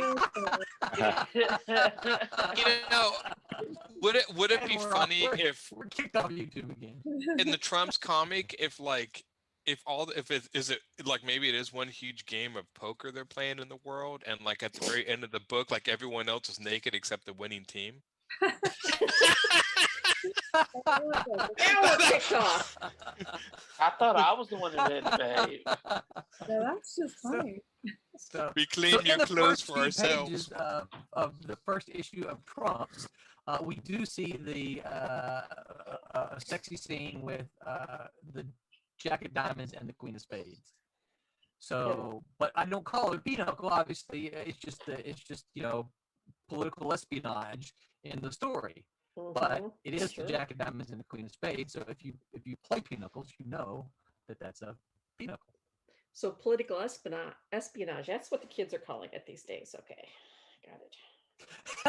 Gotta get with they got to go with the lingo. Phil says about euchre. He says, I hear it's a thing here in Indiana, but not so much elsewhere. I've never played, but lots of people here do, young or old, so I don't know. Yeah, I don't even know what it is. I don't know the first thing about euchre. So is there like specific parts of the country that are more card games are more popular than others? I didn't realize it was regional. I would almost say I could say yeah. that, Apparently so. yeah, I would suspect that it's a kind of card game too. I don't know how it's played. Like I didn't learn hand and foot Yeah, until I've never heard a year of it. ago. Yeah. And I don't know how hand and foot is played either. See, that's another one I've been. Yeah, that's another one I've been playing since I was about 19. I know how to play Go Fish. Mm-hmm. But you ever played Gin Rummy? Yeah. And diamonds. Uh-huh. Yeah. Yeah. And my mom Shanghai decided Rummy? to put a rummy tile instead of the cards. That was kind of like A a rummy what? little tiny. They were Tiles? yeah, they were little tiles, like mahjong. Little Oh tiles. yeah. I like Marshall. Oh yeah. Yeah, so we switched over to that. Stilito One stopping by to say hello. Oh, Stilito One. Thank you for stopping by. We're talking about cards. Do we have any comments about cards from our watchers? Just Phil talking about euchre. Which is a really funny sounding name. Yeah, I know. Where did they come? Where did they came up with the name I know, Pinnacle? it makes me think of. Yeah, it doesn't sound good. I don't know. I know. I don't know it's probably French. I don't think I want to know the origination of that name. That's sounds slightly icky. It sounds horrible. Too much for this family orientated show. Yes, we don't want to get kicked. Wait, out we're of family orientated? What? Orientated. orientated. Orientated. We're family orientated? What? Is that one of those sound effects? It is. Hey, Pete, you recognize what Roberta's coloring, don't you? Yeah. Absolutely, yes. Oh, I'm enjoying it. Peter's Yeah. like, I drew that. I did do it. I did that. Mm-hmm. You did a lot of work in this one. Stilito Yeah. says, I am new to your channel, but I follow you guys on other social medias. Well, thank you, Stilito. We appreciate Yeah. it. And we appreciate the follow of the channel. We're here on Sunday nights and on Wednesday nights, a different crew. The Wednesday Whammers are on Wednesday from 9 to 11, and the Silver Sunday Bunch is on from 9 to 11 on Sundays. Sometimes we have some crossover. We try to. Matter of fact, somebody needs to crash the Wednesday party this coming Wednesday. Do you guys wanna do that? Roberta, maybe Pete, Aaron. Yeah, I could do that. I don't think you. Oh no, Aaron, you've already been though. Yeah. I'll probably Yeah, be they hate me asleep. there. Roberta or Pete. Maybe. Yeah. No, they don't hate you there. They never let me in. I just see this big middle finger on the screen. I told you they Tommy was surprised. Like, yeah, I'm surprised Aaron didn't interrupt anybody. I will say that that is a challenge on that channel. I'm trying to wait for a subtle break to interrupt, but I don't think they breathe. Why, I think you it's don't just a hear? collective hold breath, speak until end of the session, and then that's especially when somebody brings up something, and then C. Michael's like, that's not right, and then there's a 20-minute lecture about why that's not possible. Especially you bring up teleportation or flight, then you just kind of sit back and let him go on. Did someone say Crash? Crash is my middle name. Yeah. What's happened, Stilio, is that we split into two. So we started the channel in 2018 or 2019? 2019. I started about this time last year, and we just boom. We just blew up so quickly in how many of us wanted to and were able to participate. So we decided to split into two nights, and so we had two different groups, and those groups individually have grown. Because Roberta, like, I don't think you were ever on a Wednesday, were you? No. No, I he wasn't either. I don't think. I Oh, started on out Wednesday, no. asking for Sunday. Yeah, because Yeah. I started with So- like, it was like Brent, Tommy, and when you said Sunday, they were Barb. like, is Tommy coming over there? Tommy's like, no, I'm going to stay on Wednesday. I'm like, well, then obviously I'm going to Sunday because further I can get away from that guy. Yeah. I know he's listening too. I know he's so listening yeah, right now to me. Yeah, he's And Actually, I he said he had stuff to do. he's and can I always- stayed on Sundays because usually what happens is that after everybody signs off, Roland and I sit there and talk business. Yeah. we have a board meeting, yeah, not the fun kind of game yeah, either. at the end of the meeting. Yeah. So you mean you go, Roland, I need these tomorrow. I can't wait any longer. Pretty Yes, much, pretty yeah. I'm not going to tell you again, Roland. Although that's right. Although Don't make me I get was a little ahead of the BJ. curve this time, right? That's exactly what she does.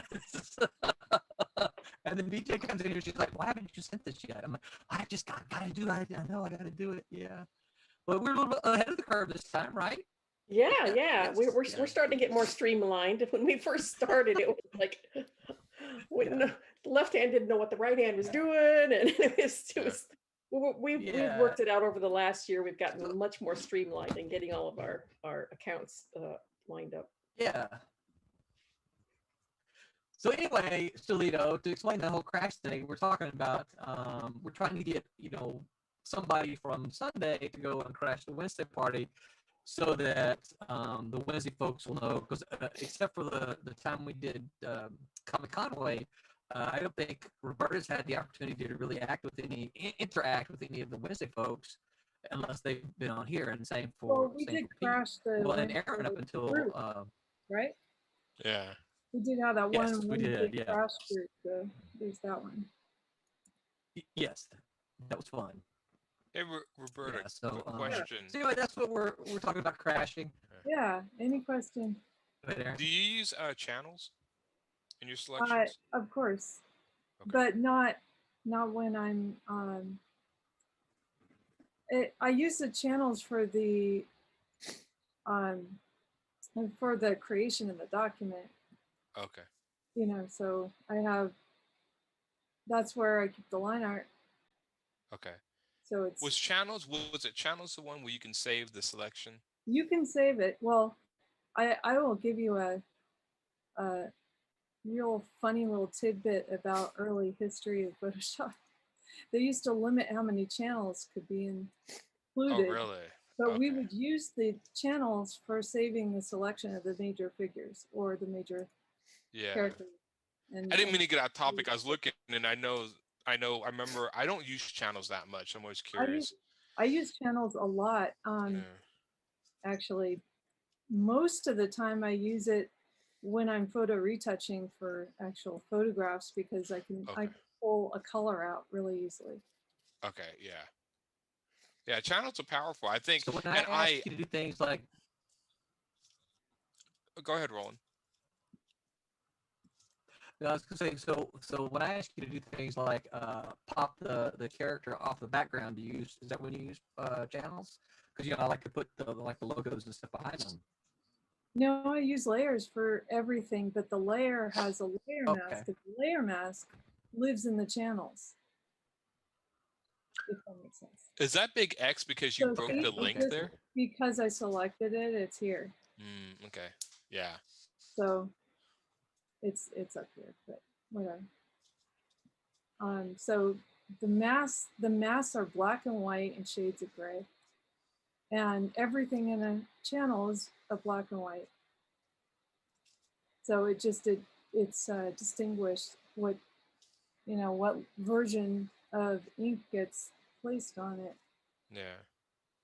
So I have channels for the most part, not necessary while I'm coloring, but it's part of it.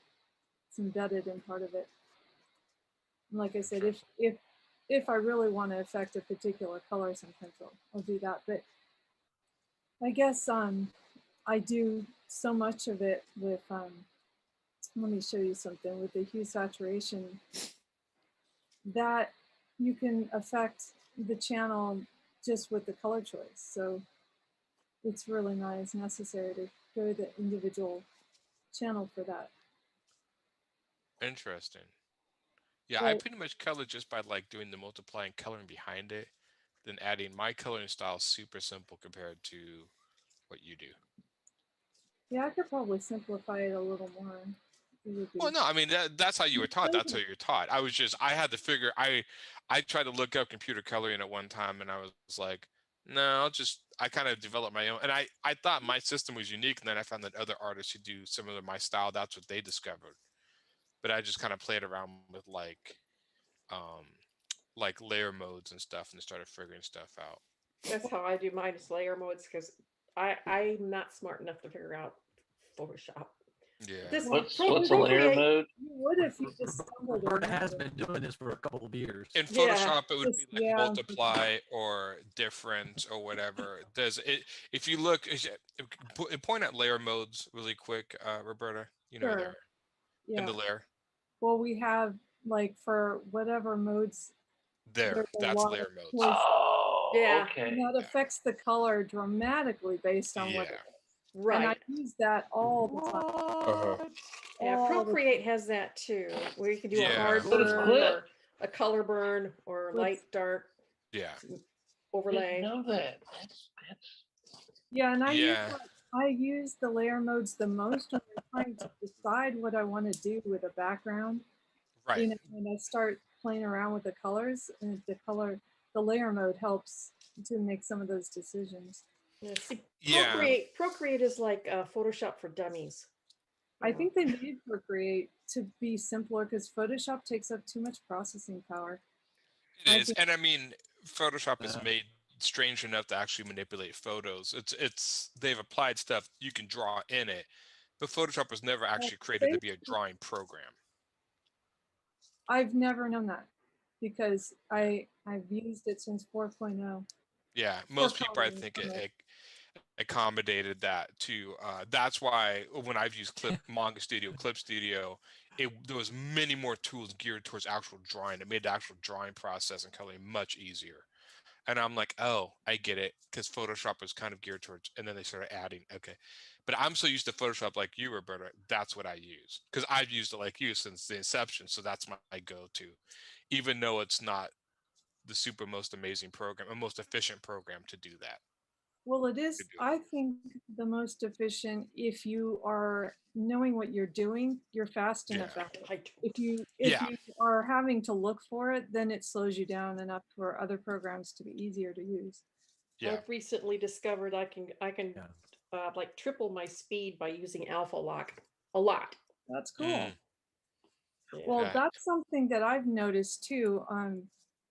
That I had this problem. Early on when we were streaming, that there was like this huge slowdown on my system. So I was like, what can I do to color faster? You know, and that's one of the things I could do is I could select a whole group of these of one color, and then Right. you know float the layer and lock it. And with the alpha lock on, I can just color on it. Right. So I can do whatever I want and it won't affect anything but what I did. Mm, Mhm. And that helps so much. It makes it so much better. Wow. yeah. Yeah, I'm loving my Alpha Lock. Toledo said, Dag nabbit, the deposit on the Wrecking Ball rental was non-refundable. Talking about Crash. Well, yeah, Pete. Phil Leon then said, Photoshop is my go-to, and yeah, I Yeah. use multiply and blending modes a lot. Okay, Yeah. y'all talk. Hey Peter, Yeah, we were discussing earlier that you should have put in a few more pockets. A Pouches. few more. pouches. Yeah. Not enough on there. I tried my best. I realized I have to draw this for I don't know how many other pages more. That's the Yeah. problem. I was like, oh Jesus, I really made a rod of mine back here. I've got to keep drawing this again and again. I was relieved when I could start throwing stuff off it. I think that's awesome. In the fight scene at the end, he's going to start Problem with losing art. stuff, and then he gets to take it off. And I was like, we're not putting that back on. Mm-hmm. Just out of Let's see about curiosity, and you guys have an opinion on using subtle textures in I comics love them. art? I Using love them texture- for backgrounds. I Yeah. really do Yeah. love them for backgrounds, but I think that they call attention to the scene so much that, you know, I'd rather let the line art work, Yeah. you know, because it tends to Mhm.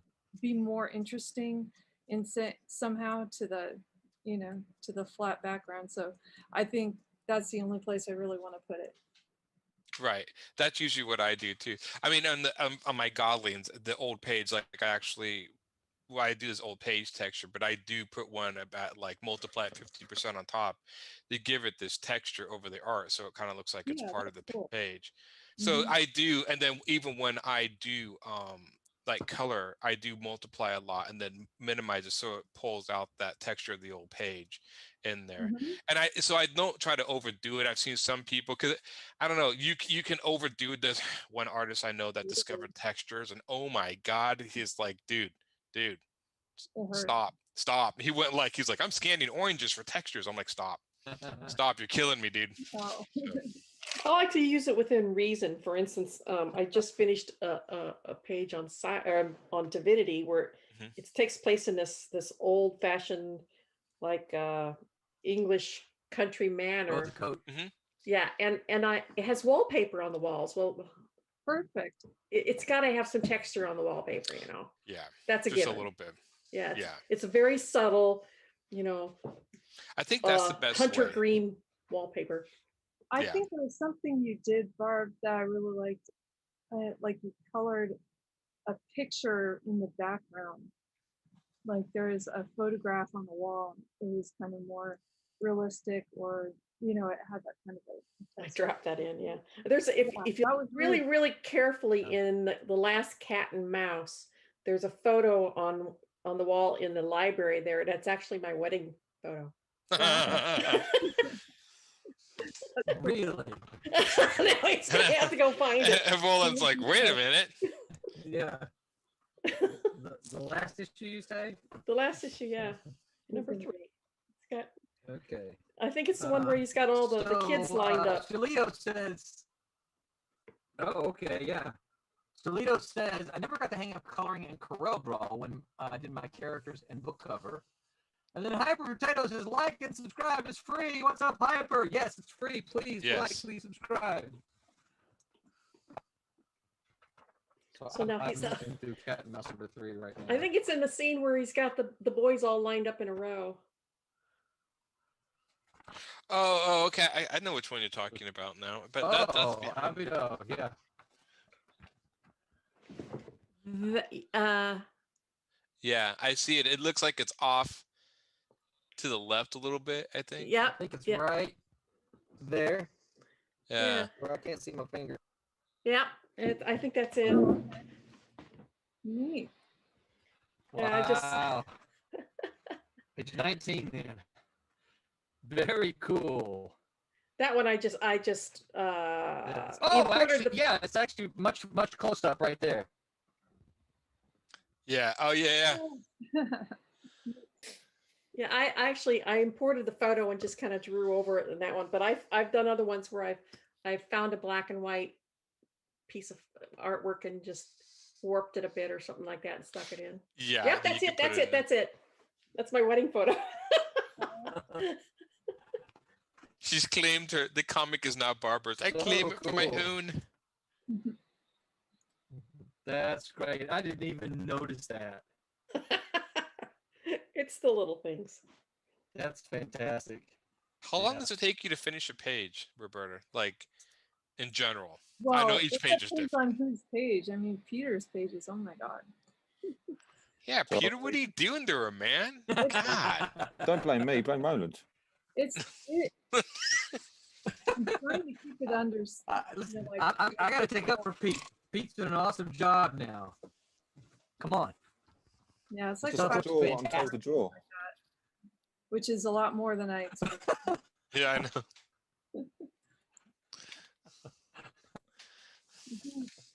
It's looking fantastic. Yeah, I'm excited about it. Her stuff always looks fantastic. It's Uh, gives me something to strive for. You're doing so much work right now, Barb. I just can't wait to see how it turns out.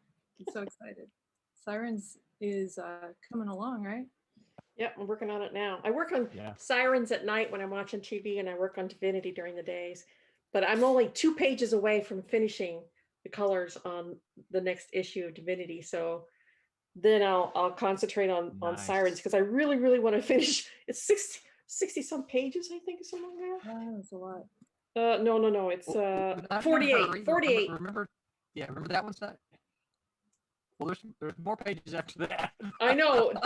As soon as Dick finishes So- cleaning Pendulum, he's going to start on the next issue of Sirens, Mhm. cleaning up that. Okay, So yeah. this is And that was not a huge hurry, so don't stress over that one. well. I've been on this for a year, so yeah, I'm starting to stress a little bit. She's tired of looking at your It's been stuff. a I'm year. tired of this. I want to get the new thing. So yeah, as soon as I finish Divinity, I've got to jump on inking the next issue of Cat and Mouse and finishing up the colors on the Sirens remix. I'm still concepting stuff out for the stuff I'm doing for Silverline, and I finally come to a character where I'm gonna have to think for a few days because I usually had a vision for almost every other character. Now I'm to the character I'm like I don't know. I'm gonna have to start thinking about him. Usually the characters in that story just pop into my head, and I'm like, oh, okay, I generally know the idea. This one I'm kind of stumped on. What's his So, and then basic I'll be getting stuff characteristics? to. It'll come. Well, I am giving him a gun that literally transforms like a transformer. I thought that would be cool. Oh, But as far as what he looks like, cell phone Oh. by day, gun by Yeah. night. I had a ninja who has like he's a cyber ninja sword, and I was like, what is his gimmick? And I thought, well, maybe his sword can do ice, fire, and electricity, so it can switch between the two because he's in the future. I'm like, oh, that sounds kind of cool. So doesn't Megatron transform into a gun? He does, but this guy isn't transforming into a gun. His gun transforms into other modes, like physically transforms into other modes. Oh. So he himself does not transform into a gun. Okay, so Um, so it can be more than one mode. It doesn't have like one mode that transfers into another. It can transfer Literally, multiple. yeah, the gun. Literally, I was just thinking the gun itself could actually just start shifting shapes like a transformer and turn into different modes. So anything it wants to. Yeah, So because it could this be is a- supposed to be like super far in the future. So, So it can be yeah. a toaster. If it wanted to be, if it wanted to be a bomb or whatever. I mean, I'm thinking by the future, these guns wouldn't actually be taking ammunition, so you wouldn't have to really worry about that. They'd be either energy based in some form. So laser gun. So I don't know. I'm trying to give each one kind of a unique sense of what they can do. You'll like. I think her name is Faraday. You'll like her. She has robotic arms where her hands extend out like whips. She carries Okay. blades in there. She's like a whirl. So she looks a little different. And it made her like kind of look like more of a preppy. She's a little bit of a preppy girl, like a looker. So I don't know. She's a fun one. I'm gonna have fun drawing her. And she's based off a movie called Ninja Assassin. If you guys have seen any of that. No, please tell me No. Scarlett Johansson didn't play her.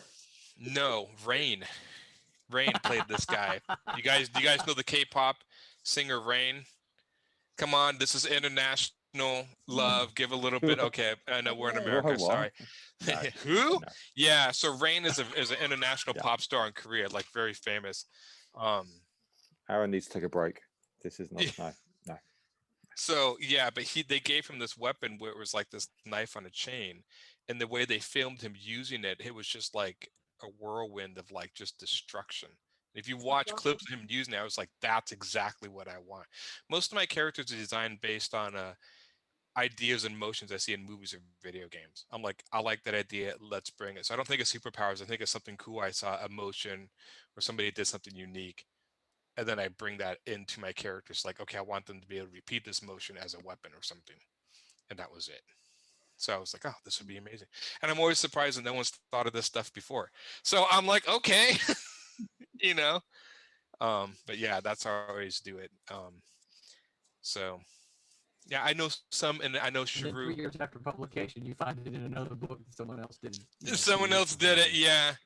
I've had a few books. I looked up with my kids' book, the idea of an alien wildlife photographer. I'm like, somebody's got to thought of this before. I never found any reference to in that concept. Alien at all. wildlife photographer. No, that's my pretty, kid's book. That's pretty special. Yeah. Yeah. You guys have seen my kids' books. Yeah, Yeah. that's what he is. That's so And pretty. I thought, come on, somebody's I got to have, thought of yeah. that before.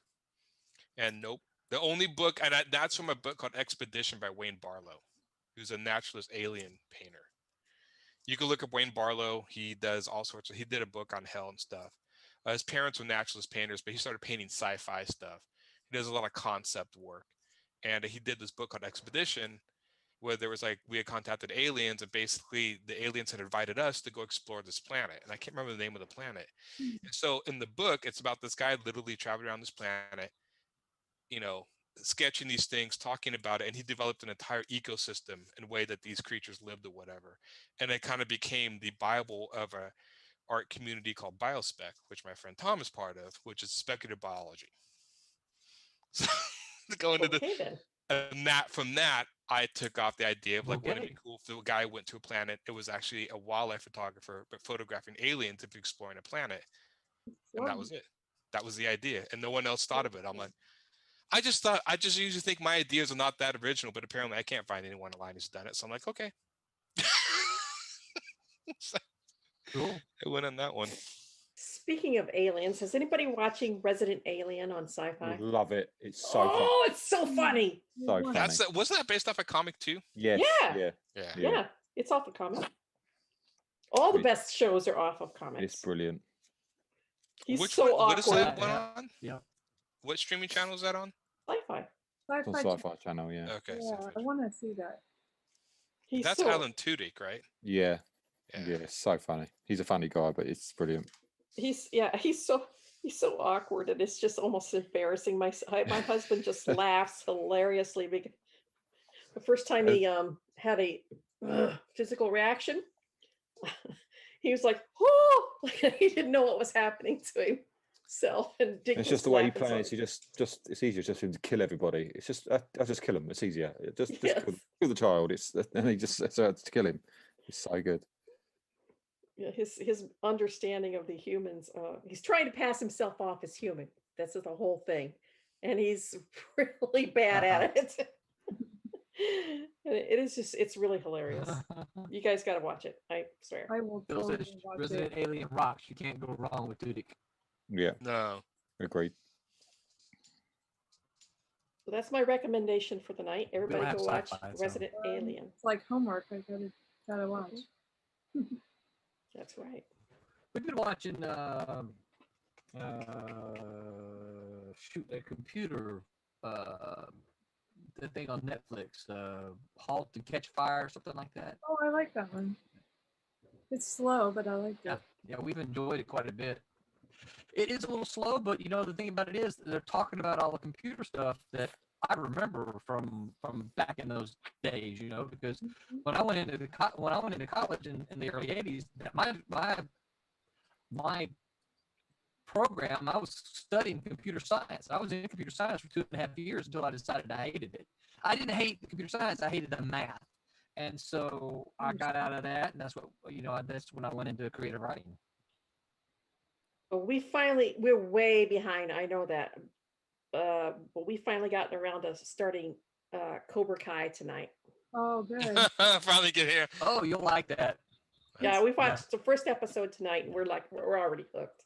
Good. So Yeah, Okay. yeah. Okay, so in the chat thing, just so you guys know, I'm not completely it's managed crazy. I put a link if you guys want to watch this later. So that book expedition I told you about, the one you guys were like, okay, I'll take your word for it. They made a CGI animated special on it years ago, based on this book. This is a link to the entire special talking about alien planets based on the book, just for your enjoyment. So no, So, I'm Aaron, not. Can I put this on the? Yeah, you can put it on there. Yeah, you can watch it on stream for YouTube. everybody? Yeah, absolutely. But don't go watch it right now. Wait till we're done. Yeah. Don't go watch it now. But Right. yeah, so the book is great. I know every time I talk about stuff beyond comics, a lot of people in here are like, "What? What? What? That's What's not a he doing?" comic book." Why did that not? Why did that not go? I guess we are getting close to the time to be done. It is 10:51 here, and that message didn't seem to go. I don't know why. That was quick. Yeah, that was quick. It's almost like I've only been here like an hour. Yeah. Peter, I hate to break it to you. Yeah. Well, you know, Peter, when you show up, everyone starts watching the clock. I mean, because we can't, I can believe it. I can believe it. Mm. I just You haven't watched- realized I gotta move my my clock forward right there. So I know I'm watching Showcase. I'm watching Family Guy again. Go figure. Oh, I think wow. that's my big claim to fame, watching stupid stuff. I tried to watch the first episode of WandaVision. Does that Well, get watch any it past better? the first I- one. Yes, it does. Really, Really? Did you I just actually ask that loved the question, first Aaron? episode, I and like yes, it does. Okay. it. Keeps Silly going. question, really. If I'm honest, silly question. Silly question. No more of that. I'll give it one more episode, and then I may have to pull the trigger if it doesn't get better. No, watch all 7, No, It's so good. 8, 9. no. You have to, No. Aaron. I know now. It's not gonna. It's good you guys are about gonna 4. grill me on it. Yeah. So I don't know. I'm the worst when it comes to this stuff for people. I still need to watch It The Mandalorian changes too. every episode. Oh. You haven't seen The Mandalorian? Why I is it saw on the this? first season, God. and then I haven't watched the second season yet. Should I What put are him, you Pete? doing with yourself? Just turn him off. Just Turn turn him them off. Eject him. What are you trying to I say? mean, I don't know if Disney Aaron- actually made Aaron's a little competent sus? stuff. I'd watch it. No, amazing. Amazing. Just We're gonna treat Aaron like a character from Among Us. Oh, really? Voted off. shoot him I'm out. voted off. I'm the yeah. Yeah. Aaron's a little sus. He's been voted off the island. Mhm. Man, No, Mandalorian actually- is awesome. Yeah, You I gotta don't. see it. I watch. Yeah, I'll get around. I do watch Cobra Kai. I liked Cobra Kai. That was fun. Yeah. Yeah. Okay, well, we have the official You don't- English. You don't like that one, Pete? never seen it. It's yeah. I think being Oh. the one with Valley Girl, I grew up exactly where that was. It's funny as hell. I like Karate Kid, the first Yeah. film. I've not seen anything else. Didn't see any of the sequels. I You just got to guess. watch it for Johnny. That's the whole series Ah. is just for Johnny. The guy's hilarious in there. Yeah. I don't see how he gets away with some of that, Yeah. but it's funny. It's good. I like it quite a bit. Yeah, Phil Leon says 50 demerits, Aaron. 50 demerits. Oh, I got 50 demerits. That's okay. Well, I mean, I Aaron, can name. you are I the could probably weakest name link. shows on here that none of you guys have ever seen that are sci-fi classics. So Aaron, you are the weakest link. Goodbye. Probably not. Too many. have you guys watched Neon Genesis Evangelion? Yeah. Have Yeah. you guys watched that? Yeah. You've seen the No. whole thing? No, but am I Yeah. missing out? Am I No. honestly missing out? If you go to Japan, yes, you are. No. They make amusement parks out of this thing. Like, yeah, it's huge. And I'm just excited for that because they brought out the newest movie in Japan, so it should be coming out here soon. So Mhm. I know I'm not a Disney Okay. fan. No, I do not like new Disney. I like old Disney, but I do not like new Disney at all. Are you going to be watching Falcon and Winter Soldier next week? No, Yes. I am excited. that's not my thing. So Turn him off. Mute him. I know. Yeah, we'll Mute be him. with you. Hey, Roland. He's a Philistine. Friar Rush I am. number 3 is going to look really different. Which one? I said Friar Rush number 3 is going to look really different. Is it going to look really different?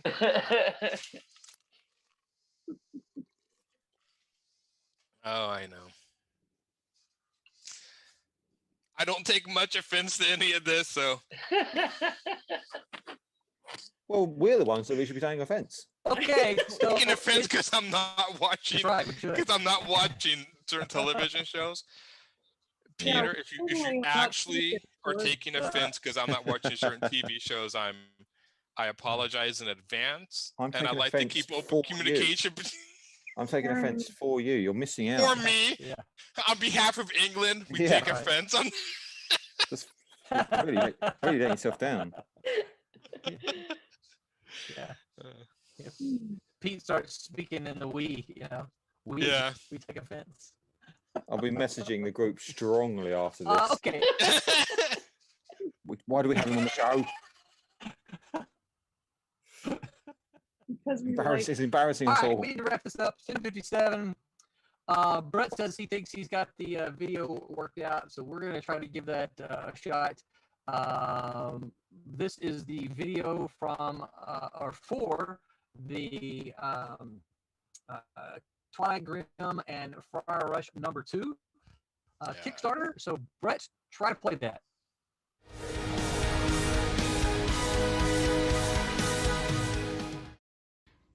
Hi, I'm Roland, and I'm the chief cook and bottle washer at Silverline Comics, the genre-spanning independent comic and graphic novel publisher. And I'm here to tell you about our newest double feature. 1, 2. Yes, that means you get 2 sweet new comics. But before I give you more details, I have to let you know, particularly in this day of unfulfilled comic crowdfunders, that Silverline is 9 for 9 fulfilling our Kickstarters on time. That's right, on time. Much of the reason for that success is because our comics are finished. They're completely done. We might have a correction here or there, or we might need to finish coloring a cover, but the interiors are 100% done. We just need you to help us get the funds to print and ship. But come on, let me tell you about the comics now. Twilight Grim is set in the city of Hallowed Heights, a town divided by a great wall. On one side of the wall live the upper and middle class humans. On the other side of the wall, called the Blood Zone, live the lower class humans and vampires. There are no laws protecting the humans who live in the Blood Zone. The only thing protecting them from death at the hands of vampires is the mysterious and violent young man named Twilight Grim. But the treaty which created the wall may soon be broken, and the city may fall into an all-out war between vampires and humans. Friar Rush is the story of a 15th century trickster demon of the same name, trapped in the modern world of New Orleans. He is devoted to corrupting men and women of the cloth and plans to devastate the masses by manipulating a corrupt televangelist. But reporter Jake McGlover and the cursed nun Seraph race against the clock and a rock concert to avert his plans. Cool, huh? Yeah, we think so. And we're excited to get these into your hands. Frequent backers are familiar with our crowdfunded double features. We've done several of them. They come in the form of a classic flip book.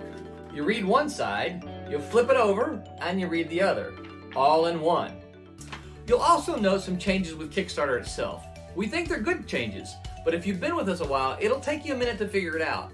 All of the original art and the variant covers are now simply add-ons, and they're not tiers of their own. It's good because it doesn't clog up the main page with all those individual art tiers. But it's also good because if you want more than one original art page, it's very easy to click, I want that page, and that page, and that page. It's different, but we'll think it'll be better in the end. So, give it a look, back it if you can, share it if you will. Thank you for your time, and remember, make mine Silverline.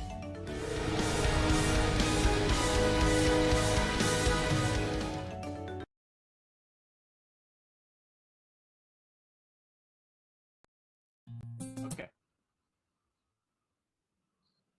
Hello. Okay, so yeah, so that's the video for Twilight Graham and Friar Rush issue number 2s.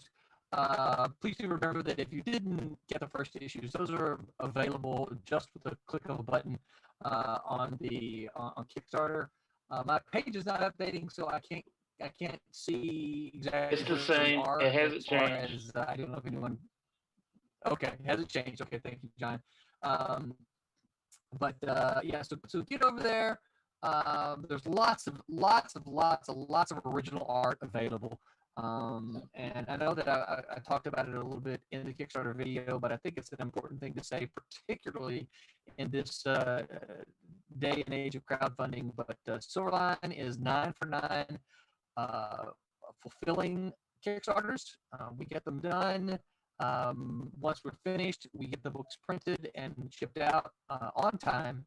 9 for 9. This one will be our 10th one, so that's kind of exciting because we've done 10 of them. But the reason is because the books are finished. They're completely done. I know there was a little graphic on the video that showed all the pages. I think it was the pages for Friar Rush, but they're done. So all we really need right now is your help to get us funded so that we can print those and put them out to you, and we can just keep making comics that way. So pop on over there, pledge if you can. If you can't pledge, please share and tell all of your friends about it, and that you want them to go and back it because you want to see us continue to bring cool stuff to you, so that you can read and enjoy some comic book goodness. Okay, so this episode was mostly about, was supposed to be mostly about cards, but we strayed a whole bunch. I think it's mostly because we don't really have a whole lot of, this group's not really full of a lot of card players. I think We're rebels. But we talked about cards some. We're not. I a think we dry got group. more out of the board games. I think board games are more our speed. I think. Yeah. Books. Books. Yeah. We had talked about books. I Oh, wasn't. we should do a segment about books. Yeah. My You favorite We know, should do a fantasy show novels. just. We should do a show just about Disney episodes. So Aaron should. has nothing to say. Well, I got lots to say on them. I've seen them. I just don't like them. Let's do a WandaVision episode. Yeah. Awesome. So Aaron has nothing to say. Yeah. All right, Brett, you said that there was something else that needed to be said, right?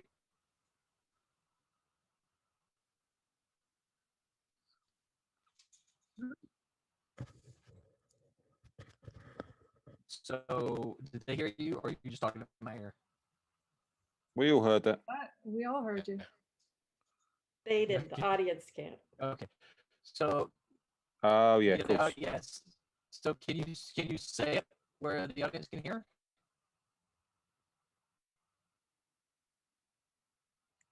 He's the man Okay, behind the so curtain. what are you showing? Yeah. Because I can't see the Sure, knock yourself out. this t-shirt. He's the amazing Brett, Oz. this t-shirt. Okay, all right.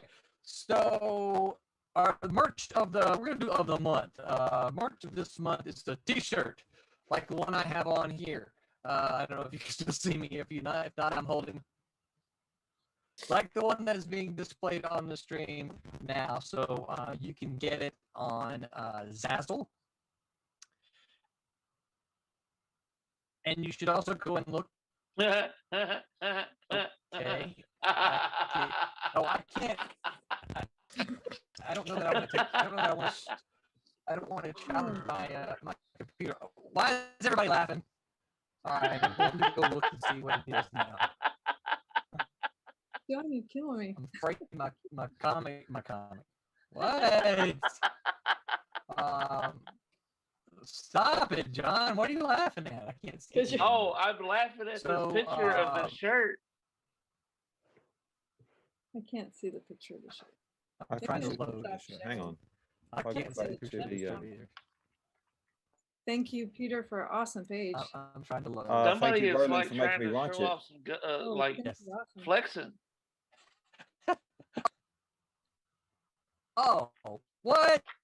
She put the picture up. Is that the picture your mom gave you of me?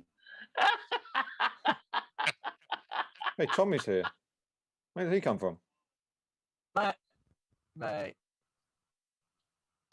Look What? at that twisted steel sex that's appeal. why. I just got there. I haven't got there yet, so Man of I'm Steel. not sure. I appreciate all these laughs.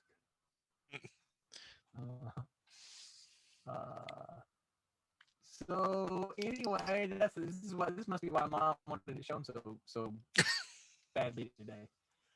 I'm still trying to load the stupid stream. This is my computer issues, y'all. This is what's going on. But Well, you ordered the new one, right? It's on the way. Coming. It's On the coming. way. Okay, cool. yes, it's coming. It's going to be a couple of weeks, but it is coming. That's cool. Are you having it built so for until you? then, I've got to continue to fight with this. Can you just nip to the shop and buy it? No, it was kind of. You got a specially made high tech. Well, it was kind of an option thing. No. It was kind of here's the base. You pick this, pick that, pick this, pick that. And Okay, so yeah, Yeah, the build builder. it. So it's Yeah, kind yeah, of yeah. Wow.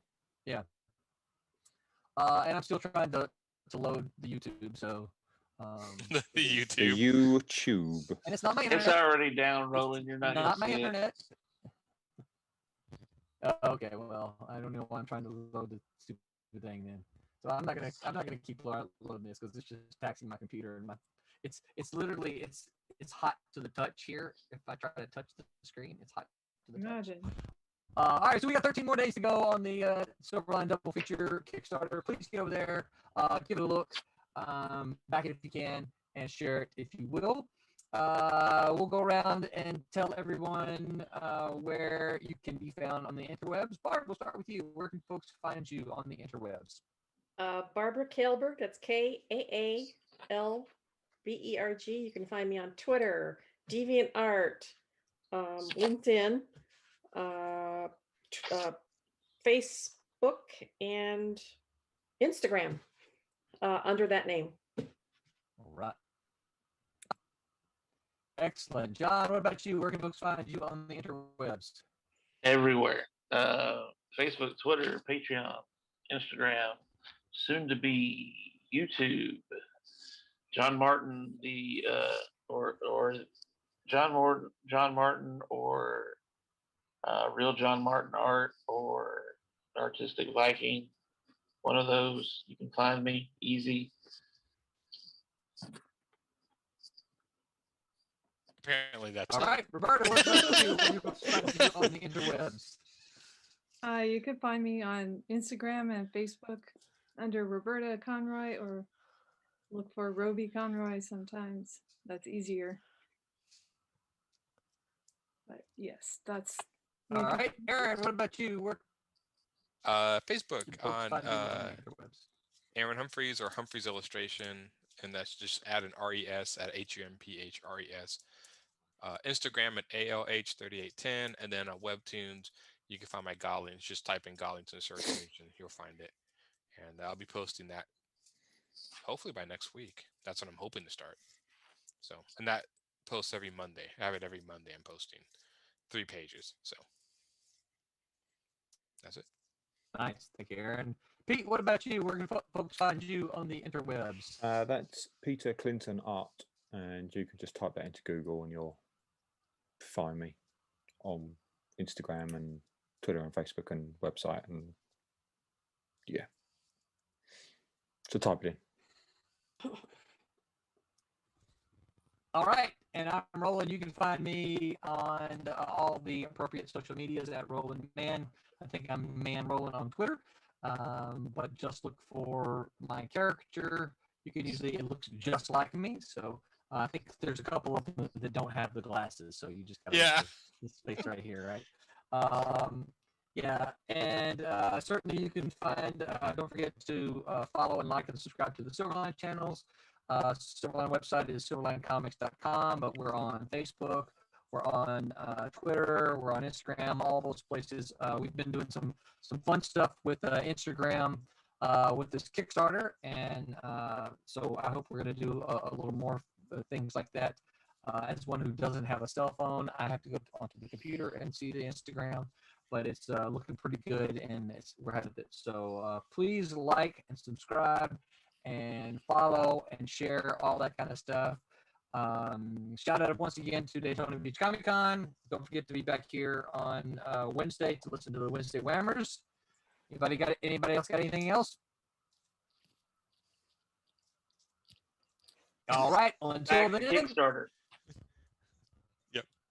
make Yeah. mine mine silver silver line. line. Come on.